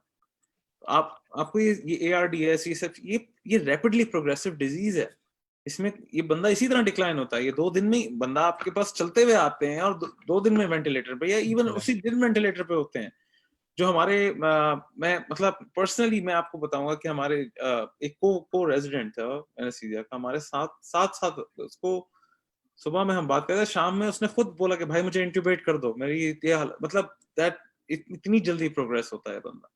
तो ये ऐसा कोई इंजेक्शन नहीं है कि जिससे आपके कोई एक्सरे खराब कर रहा है या कोई आपको किसी को मार के क्या मिलेगा यार, पहले क्या नाम है, इतना काम होता है वहां पे किसी क्या मतलब दिस इज रिडिकुलस आइडिया है। लेकिन ये रैपिडली प्रोग्रेसिव डिजीज है। आप अपनी एक्सपेक्टेशंस को आप पहले से ही मैनेज करें, पहले से ही समझाएं लोगों को। हाँ नहीं, और अनफॉर्चुनेटली इस डिजीज के साथ एक बड़ी इंटरेस्टिंग चीज हो रही है कि पेशेंट जो है वो सैचुरेशन जो होगी उसकी वो 80 होगी, 75% होगी, लेकिन वो बातें कर रहा होगा, he will not be short of breath at all, और आप कहोगे यार मतलब लग तो ठीक रहा है, और लेकिन नंबर्स जो है जो कि डॉक्टर असेस कर रहा है, जिसकी बेसिस पे अपनी असेसमेंट दे रहा है, वो अपना ट्रीटमेंट प्लान बना रहा है, वो उन नंबर्स की बेसिस पे बना रहा है जो कि वो देख रहा है, जो कि आई थिंक एक कॉमन मैन या लेमैन नहीं समझ सकता। क्योंकि मैंने भी काफी लोगों को सुना है, वो तो बिल्कुल ठीक थे, बात कर रहे हैं अभी भी, लेकिन उनको ऑक्सीजन लगाई हुई है, 30 लीटर्स पे हैं, लेकिन वो तो बिल्कुल ठीक लग रहे हैं, बैठे हुए हैं मजे से अपने बेड में, बाथरूम भी जा रहे हैं, अपना खुद चल के खाना पीना भी चल रहा है। लेकिन दिस इज वाई ये जो है, ये डिसीजन जो है वो एक डॉक्टर को लेने पड़ते हैं, क्योंकि डॉक्टर जो है वो काफी सारी वेरिएबल्स को काउंट करके एक डिसीजन करता है। मतलब इट्स नॉट कि हम सिर्फ पेशेंट देखा और हमने अपनी आंखों से एनालाइज करके कह दिया नहीं ठीक है जाओ, या हमने नफ्स पकड़ के बता दिया हकीमों की तरह कि भाई आप ठीक हो जाएंगे। वैसे तो मजेदार बात ये कि हमारे हकीम जो है वो पता नहीं स्टेरॉइड्स कितने अरसे से दे रहे हैं, लेकिन अब यूके वाले भी कह रहे हैं स्टेरॉइड्स दो, तो मुझे लगता है कि स्टेरॉइड्स ही जो है वो हमसे ज्यादा स्मार्ट लोग थे, वो हमसे आगे थे एक स्टेप। तो भी सही से ले लोगे तो भी एडमिट करना पड़ जाएगा। टैकीकार्डिया भी जो है कि नाम उसमें एडमिट ही करना है, पल्स सही से ले लो। हाँ बिल्कुल, नहीं पल्स तो वो तो ठीक से हो जाती है, लेकिन वो तो कहते हैं ना कि आपके जिगर में गर्मी है फिर पल्स देख के, क्योंकि वो तो आपके पेट की गर्मी निकालते हैं या आपके जिगर की गर्मी निकालते हैं स्टेरॉइड के जरिए। सेनाकॉट जो सेना मक्की से निकल ही रही है सारे पाकिस्तान, वो तो माशाल्लाह सा, वो तो हाथ दिलवा रही है ना सबके। गुलरेज, इसमें मैंने एक और भी ट्रेंड देखा है कि पाकिस्तान के अंदर जो है वो बहुत ज्यादा एसिम्प्टोमेटिक पेशेंट्स के ऊपर सीटी स्कैन हो रहे हैं। तो मुझे बहुत ज्यादा लोगों ने अपने कैट स्कैन की रिपोर्ट्स भेजी, तो मैं बहुत सरप्राइज हुआ कि जिन लोगों को सिर्फ या तो बुखार था and they were Covid positive, मुझे ये रीजनिंग समझ नहीं आई है कि सीटी स्कैन का क्या रोल था। कि मुझे बहुत सारे लोगों ने जब अपनी फैमिली मेंबर्स की रिपोर्ट भेजना शुरू की, तो मुझे ये ट्रेंड ही समझ नहीं आया। तो मैंने उनकी तरफ से अवेयरनेस ये फैलाने की कोशिश की कि इस ट्रेंड को रोका जाए कि सीटी स्कैन का कोई रोल नहीं है। तो बेसिकली रेडिएशन का एक्सपोजर और पैसे का ज़या हो रहा है विदाउट एनी रीजनिंग। जब आपकी मैनेजमेंट ही चेंज नहीं करता ये तो सीटी स्कैन का कोई, तो मेरा ख्याल है इस पे जरा से अवेयरनेस की जरूरत है कि ये सीटी स्कैन का जो रोल है, जब आपको कोविड पॉजिटिव हो गए और आपको पता है कि आपके सिम्टम्स क्या हैं और आपको ये भी पता है कि कब हेल्प या हॉस्पिटल जाने की जरूरत है, तो सीटी स्कैन को जो है वो मेरे हिसाब से जो है वो यहाँ पे कोई रोल नहीं बनता है। और आई थिंक इस प्रैक्टिस को जो है वो प्रोबेबली रुकना चाहिए। नहीं, आई एग्री। अगर आप स्टेबल हैं, आइसोलेशन में जाएं। अगर इस टाइम में किसी को भी fever, cough, sore throat, shortness of breath, कोई भी सिम्टम हो रहा है, लिटरली कोविड ने कोई भी सिम्टम नहीं छोड़ा। वो आपको डायरिया भी कराती है, वो आपको कंफ्यूजन भी कराती है, हर सिम्टम कराती है। लेकिन अगर आपको कॉमन सिम्टम्स हो रहे हैं जो कि इंक्लूड करते हैं आपका फीवर, सोर थ्रोट, ड्राई खांसी, ये सिम्टम्स हो रहे हैं तो टेस्ट कराएं और अपने आप को आइसोलेट करें जब तक कि आपका टेस्ट नेगेटिव नहीं आ जाता। टेस्ट नेगेटिव आ जाता है, मोर देन हैप्पी, आप बाहर आ जाएं आइसोलेशन से। जब तक कि आपके पास टेस्ट का रिजल्ट नहीं आता, आप आइसोलेशन में रहें। और अगर किसी को भी ये 3 सिम्टम्स हो रहे हैं, वहीं पे दे शुड इनिशिएट आइसोलेशन। दूसरा, अभी कोई डायग्नोसिस नहीं है, ये अब कोई हाई वायरल सीजन नहीं है, समर्स हैं, यूजुअली लो वायरल डिजीजेस होती हैं इस सीजन में। अगर आपको ये सिम्टम्स हो रहे हैं तो सेल्फ आइसोलेट करें, वर्कअप कराना शुरू करें। नेगेटिव आता है तो फिर आप ठीक हैं, लेकिन ये है कि आइसोलेशन इज मोर इम्पोर्टेंट। और ये हम क्रिटिकल केयर डिस्कस कर रहे हैं यहाँ पे, लेकिन बेसिक्स वही हैं जो कि हर फिजिशियन, हर एसोसिएशन और हर गवर्नमेंटल बॉडी कह रही है। सोशल डिस्टेंसिंग, आपस में फासला रखें 1 से 2 मीटर का, जिसका मतलब 3 से 6 फीट का है। मास्क पहने, हाथ धोएं, घर में रहें, बाहर जाने से इज्तनाब करें।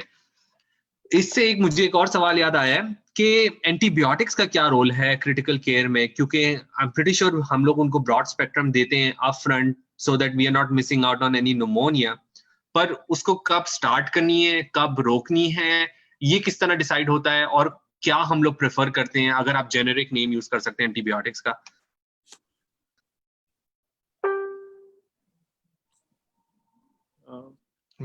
अच्छा, में से कोई भी ले सकता है। इसमें देखिए बड़ा मुश्किल होता है कि भाई शुरू में प्रूव करना कि यार बैक्टीरियल सुपर इन्फेक्शन है या नहीं। लेस लाइकली, क्योंकि एक पैटर्न अब जब इतने सारे पेशेंट्स को देख के पता चल गया कि ये जो बायलैटरल इन्फिल्ट्रेट्स हैं और सारे सिम्टम्स हैं, ये वायरल निमोनिया इंड्यूस ही हैं। लेकिन जब आप किसी को देखते हो कि यार ये पेशेंट जो है वो आया है, तो प्रिडोमिनेंटली हम कवर कर ही लेते हैं कि यार हॉस्पिटल में एडमिट हो रहा है, ये समझ के कि यार chances of bacterial super infection low है शुरू के अंदर, लेकिन हम फिर भी इनको कवर कर लेते हैं। तो हम जो दवाई यूज कर रहे हैं वो सेफ्लोस्पोरिन, सेफ्ट्रायक्सोन, और एटिपिकल कवरेज के लिए डॉक्सीसाइक्लिन। अच्छा, क्योंकि मैंने तो वैंकोमाइसिन का भी काफी, और हमारी जो जोसिन है, पिप्रासाइक्लिन और टेजोबैक्टम, उसके बारे में भी काफी सुना है। डिपेंड करता है गुलरेज, अगेन हम लोग का जैसा, अगर हमारे जो पेशेंट्स जो क्रोनिक डायलिसिस के थे या जिनके फैक्टर्स हैं, अगेन जिस तरह तुमने कहा ना, बेसिकली अपनी जो बेसिस है मेडिसिन की, आप उसको ना भूलें। जो बेसिक मेडिसिन के इश्यूज है कि आपका नर्सिंग होम से पेशेंट आ रहा है जो कि रिसेंटली कीमो पे था या जो भी, तो उसको हम बिल्कुल वैंक्सोसिन या वैंक्सएफिपिन ये बिल्कुल फर्स्ट डोज दे देते हैं। और अगर कोई कम्युनिटी से आ रहा है तो सेफ्ट्रायक्सोन या इवन डॉक्सीसाइक्लिन बेहतरीन ड्रग है यार, सस्ती चीप ड्रग है जो कि बहुत अंडर यूटिलाइज्ड है। बिल्कुल। लेकिन उसके बाद भी हमारा एक ट्रेंड और पैटर्न इधर, पहले हमने कभी भी ना, I don't think so, pre COVID procalcitonin हमने इतना कभी नहीं यूज किया जितना इस दफा यूज किया हमने। प्रोकैल्सिटोनिन अगेन पता नहीं वो टेस्ट अवेलेबल है नहीं है पाकिस्तान में या जिस लोकल लैब्स में है कि नहीं। हम लोग फर्स्ट डोज देके प्रोकैल्सिटोनिन कल्चर पहले करते थे, डोज देते थे, प्रोकैल्सिटोनिन भेजते थे, और विद इन अ डे आपका रिजल्ट आ जाता है, आप उसको टेपर कर देते हैं। आप you can take them off और you can just keep it. अच्छा, आप प्रोकैल्सिटोनिन की बेसिस पे उसको रिमूव कर रहे हैं। क्लिनिकल लाइक पिक्चर टू, लेकिन प्रोकैल्सिटोनिन हमने काफी यूज किया है इसके अंदर, जो कि बहुत जिस तरह जो कॉम्प्लिकेटेड पेशेंट है, जहाँ पे आपको जो कम्युनिटी से डायरेक्टली डिक्लाइन से आ रहे हैं, जिस तरह कुछ इस तरह के भी पेशेंट्स कोविड हमारे पास आए जो पीए अरेस्ट के साथ आए हैं, या जो मतलब जो डायरेक्ट आईसीयू में एडमिट हुए हैं, जो तो उनको आप ये क्रिटिकल केयर का आप उनको कहते हैं यू हिट देम हैवी, आप उनको हर चीज से मतलब कवर करते हो, देन यू डी एस्केलेट। तो आपको ये डिसीजन मेकिंग जो है वो पेशेंट के फैक्टर्स के ऊपर डिपेंड करती है। कम्युनिटी से आ रहे हैं, कोमॉर्बिडिटीज इतना सिग्निफिकेंट बर्डन नहीं है, तो आप उनको कम्युनिटी एक्वायर्ड निमोनिया की कवरेज दे सकते हैं, जो कि सेफ्ट्राइक्सोन, एजिथ्रोमाइसिन और डॉक्सीसाइक्लिन से है। एजिथ्रोमाइसिन यूजुअली हम लोग अवॉइड कर रहे हैं क्योंकि क्यूटीसी प्रोलॉन्गेशन की वजह से। लेकिन किसी के रिस्क फैक्टर्स हैं जो डायलिसिस सेंटर जाते हैं या नर्सिंग होम से आ रहे हैं या प्रायर हॉस्पिटलाइजेशन की हिस्ट्री है, तो उनको हम हॉस्पिटल अक्वायर्ड के लिए भी कवर कर सकते हैं। क्योंकि मैंने नोटिस ये किया कि कुछ प्रिस्क्रिप्शन मेरे पास आई थी, भाई ये टेंजो क्या है। टेंजो जो है वो पाकिस्तान में ब्रांड नेम है पिप्रासाइक्लिन और टेजोबैक्टम का। तो ये डिसीजन मेकिंग जो है वो physician needs to stick to the basics and see circumstances क्या हैं, और प्रोकैल्सिटोनिन अगर अवेलेबल है तो दे कैन यूटिलाइज दैट। और दूसरा रिसेंटली इन लास्ट 3 वीक्स जो है मतलब बहुत ज्यादा हम लोग जो मर्सानेर, अगेन मर्सानेर कल्चर से भी हम लोग वैंकोमाइसिन को डी एस्केलेट करने के लिए, अगर पेशेंट इवन जो जिस तरह आपके डायलिसिस के पेशेंट है या जो हाई रिस्क फैक्टर जो पेशेंट जिनको हॉस्पिटल एक्वायर्ड निमोनिया का रिस्क है, हम उनको भी मर्सानेर करके अगर उनका मर्सानेर नेगेटिव है तो हम इवन उनको सिर्फ जोसिन पे भी या सिर्फ जो है ग्राम नेगेटिव कवरेज या उस पे भी रखा हुआ है, और वैंकोमाइसिन या जो मर्सा स्पेसिफिकली होता है उससे डी एस्केलेट कर देते हैं लिनेसिलेट या वैंक से। अच्छा, मैं एक सवाल का जवाब सैफुल्ला भट्ट ने पूछा है कि is there any chances of recurrence of कोविड-19 इन एनी स्टडी नाउ। हमारे पास अभी भी कोई स्टडी नहीं है जिसमें री इन्फेक्शन का जिक्र किया गया हो। डॉक्टर खान या डॉक्टर शेख, आपको कुछ आइडिया हो तो फिर you guys can fill it in. Study कोई नहीं है, लेकिन यार देखो चंद पेशेंट्स, पर्सनली मेरे 3 पेशेंट्स मैंने इस तरह एडमिट किए थे कि जिनका रिपीट टेस्ट नेगेटिव था, रिपीट टेस्ट पॉजिटिव आया था, बट आई डोंट नो कि वो कोविड की वजह से आए थे या उनको जो प्री हॉस्पिटलाइजेशन, अगेन आप उनका बेसलाइन हार्ट फेलियर था, वो पल्मोनरी एडीमा भी था साथ उनको, या वो रिटेन कर रहे थे, या और बहुत, या जो उनका किडनी फेलियर जो क्योंकि डायलिसिस डिपेंडेंट हो गए थे, प्रॉपर डायलाइज नहीं हुए थे। बट क्योंकि जब एक बहुत सारा ये भी होता है कि आपका ईडी के कुछ ना शुरू में ये होता है कि जो ईडी के थ्रू जो भी पेशेंट आएगा उसको टेस्ट जरूर करना है। मतलब लोग क्लिनिकल ट्रायज नहीं कर रहे थे कि आप पेशेंट आ रहा है जरा सा भी रेस्पिरेशन है आप उसको कोविड टेस्टिंग करें, पॉजिटिव है नहीं है, पॉजिटिव हो या नेगेटिव, मतलब हाई सस्पिशन आप उसी पे लेके जाएं। तो आई डोंट नो कि क्या नाम है रिपीट इन्फेक्शंस का हमारे पास कोई डाटा हो है कि नहीं है, लेकिन कुछ पेशेंट्स हैं जिनका it remained positive for 40 days. Data तो आई एम 100% कंफर्म, अभी तक कोई पब्लिश नहीं हुआ। साउथ कोरिया के अंदर से वो जो स्टडी आई थी, स्टडी तो नहीं थी, वो न्यूज रिपोर्ट ही थी। उन्होंने कहा था कि कुछ लोगों में री इन्फेक्शन हुआ था, लेकिन दैट इट टर्न्ड आउट कि वो डेड पार्टिकल्स को है पीसीआर पिक कर रहा था, and those guys were not actually positive. तो फ्रैंकली मेरी नजर से तो कोई अभी तक स्टडी नहीं गुजरी है। एक किसी पार्टिसिपेंट ने पूछा है रोल ऑफ स्टैटिन्स। मुझे तो कोई फ्रैंकली नहीं पता। इसमें यही है कि जो अगर if they are on statins then you don't stop them, you just continue them, but statins को स्टार्ट करने का कोविड के लिए जो है वो नथिंग कोई रोल नहीं। चलें, it has almost been 90 minutes. मैं एक्सपेक्ट कर रहा था हम 60 मिनट्स के अंदर खत्म कर लेंगे, लेकिन it was really nice talking to both of you. Interestingly मैं दोनों से कभी इन पर्सन नहीं मिला हूं, लेकिन जूम की बदौलत अब हम सब जो है वो आपस में मिल सकते हैं। बिल्कुल। तो मैं फाइनल वर्ड्स अपने आप लोगों से पहले फाइनल वर्ड्स ले लेता हूं, उसके बाद फिर अपने फाइनल वर्ड्स दे दूंगा, and then we'll end this session. Doctor Khan, all yours. Basically it's a tough time in the world. हम एक पेंडेमिक देख रहे हैं जिसको ऑब्वियसली हमने कभी नहीं देखा। बहुत ही डिफरेंट लिहाज से, हर लिहाज से ये टफ टाइम्स है, फैमिली वाइज भी, हॉस्पिटलाइजेशन वाइज भी, losing loved ones, being in the hospital, economy wise भी टाइम्स टफ है। लेकिन I think the only way we will get through this is to be together. I think common sense की बहुत जरूरत है, patience की बहुत जरूरत है। Obviously आसान नहीं है घरों में बैठना, सबको जिंदगी में बाकी चीजें अच्छी लगती हैं, बाहर जाना, खाना पीना, मूवीज में जाना, लेकिन ये टाइम ऐसा है कि इस टाइम के ऊपर अगर आप रिस्ट्रेंट नहीं शो करेंगे तो फिर हम कभी भी ऐसा टाइम कब देखेंगे कि यार ये फेज ओवर हो गया, अब जो है ये खुल सकता है या ऐसे हो सकता है, बिकॉज अब हर जगह आप देख रहे हो यूएस में भी और पाकिस्तान में भी के नंबर बढ़ ही जा रहे हैं। तो नंबर बढ़ेंगे और लोग इन्फेक्ट होंगे, इम्यून कॉम्प्रोमाइज एल्डरली लोग इन्फेक्ट होंगे, तो हॉस्पिटल सिस्टम के ऊपर बर्डन पड़ेगा, हॉस्पिटल सिस्टम क्रैश होगा तो कहाँ जाएंगे। तो आई थिंक यस बर्डन है कि भाई लगता है कि यार घर कैसे बैठे हैं, बाहर जाना है, चीजें करनी है, लेकिन सिर्फ अगर जरा सोचेंगे कि अगर हम सब थोड़ी सी कॉमन सेंस से करेंगे तो बहुत लोगों को बचा सकते हैं, हेल्थ केयर वर्कर्स पे मेहरबान हो सकते हैं, हेल्थ केयर सिस्टम पे हेल्प कर सकते हैं। सो आई थिंक उम्मीद ये है कि यार ये आज की प्रेजेंटेशन ऑब्वियसली थोड़ी सी टेक्निकल थी, बट इसको इससे नॉट ओनली मेडिकल प्रोफेशनल के लोगों को बट मे बी जो कॉमन मासेस हैं अगर उनको भी थोड़ा सा फायदा हुआ तो that means a lot. Doctor Sheikh, आपके कोई फाइनल वर्ड्स? नहीं, अगेन साद भाई ने काफी बिल्कुल 100% समराइज कर दिया। ओनली थिंग अगेन मैं दोबारा से इसी चीज पे एम्फसाइज करूंगा कि डॉक्टर्स के लिए कि मुश्किल टाइम है, मुश्किल डिजीज है, किसी के पास कुछ इतनी नॉलेज नहीं है कि मतलब नॉलेज तो आपके पास है कि बेसिक स्किल्स हैं, लेकिन आपके पास कोई रिसर्च प्रूवन डाटा नहीं है।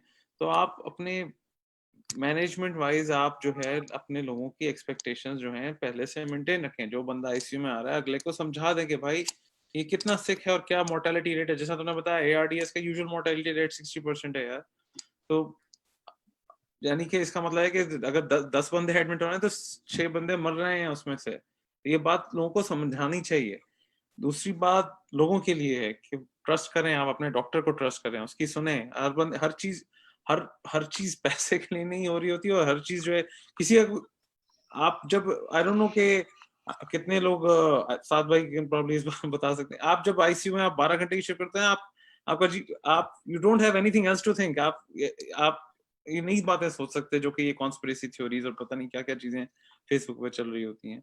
बट ये 2 बातें बस ऐड करूंगा कि डॉक्टर्स को ट्रस्ट करें और डॉक्टर्स अपने पेशेंट को सही से एक्सपेक्टेशंस मैनेज करें। बिल्कुल ठीक कहा आप लोगों ने। मैं भी बस यही आप लोगों की बातें सेकंड करूंगा, और मैं फिर ये भी कहूंगा ये सारे जो treatment remdesivir, tocilizumab, convulsant plasma, ये सब क्लिनिकल ट्रायल्स हैं, ये हॉस्पिटल सेटिंग के अंदर होते हैं। डॉक्टर रेकमेंड कर रहा है तो कंसिडर करें। आप लोग अभी मैं फेसबुक पे देख रहा हूँ लोग जो है वो पागलों की तरह प्लाज्मा के स्टेटसेस डाल रहे हैं। हमें तो पता भी नहीं है, जो प्रीलिम डेटा आया था वो एक स्टडी का चाइना से, उसमें तो प्लाज्मा का कोई बेनिफिट भी नहीं था, लेकिन that was an early termination study को टर्मिनेट कर दिया था उन्होंने अर्ली। तो होपफुली हमारे पास और डेटा होगा with in the next few weeks. लेकिन थोड़ा सा सेंस को प्रिवेल करना चाहिए, let the physicians do their job, intervene ना करें उनकी जॉब में। End of course mortality is high in critical patients, और वो हाई रहेगी, तो थोड़ा सा हमें उसकी भी अंडरस्टैंडिंग करना जरूरी है। और मैं फिजिशियन से भी ये कहूंगा, you need to start communicating with the patients and their families up front as soon as they show up. I know बहुत मुश्किल काम है, because we are super busy, we are overwhelm right now, the system is about to collapse और has already collapsed. लेकिन 2 minute निकाल के, 3 minute निकाल के फैमिली की उधर ही काउंसलिंग कर दें तो आउटकम्स जो हैं वो बहुत बेहतर हो सकते हैं। आई एम स्टिल श्योर वहां पे कुछ लोग फिर भी प्रॉब्लम्स क्रिएट करेंगे, लेकिन वो रेशियो डेफिनेटली नीचे चला जाएगा if you start communicating with your patients. तो इसी पे हम एंड करते हैं। Thank you so much for taking time out and sitting with me and going over this common critical care management of COVID patients.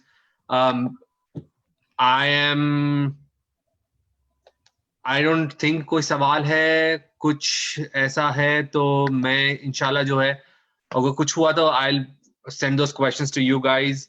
और अगर लोग सुन रहे हैं तो they can post it in comments. मैं नूर भाई को और साद भाई को वहाँ पे टैग भी कर सकता हूँ, तो they can send questions. Please उनको ऐड मत करना। वो लोग, हम लोग फुल टाइम फिजिशियंस हैं, हमारे पास दूसरी जिंदगियां भी हैं, but we'll try to answer if it's possible. Thank you so much guys. And have a good Thank you day. for the opportunity. Thank you very much. बहुत शुक्रिया। Okay ji, Allah Hafiz. Thank you. Noor, Allah Hafiz. Thank you.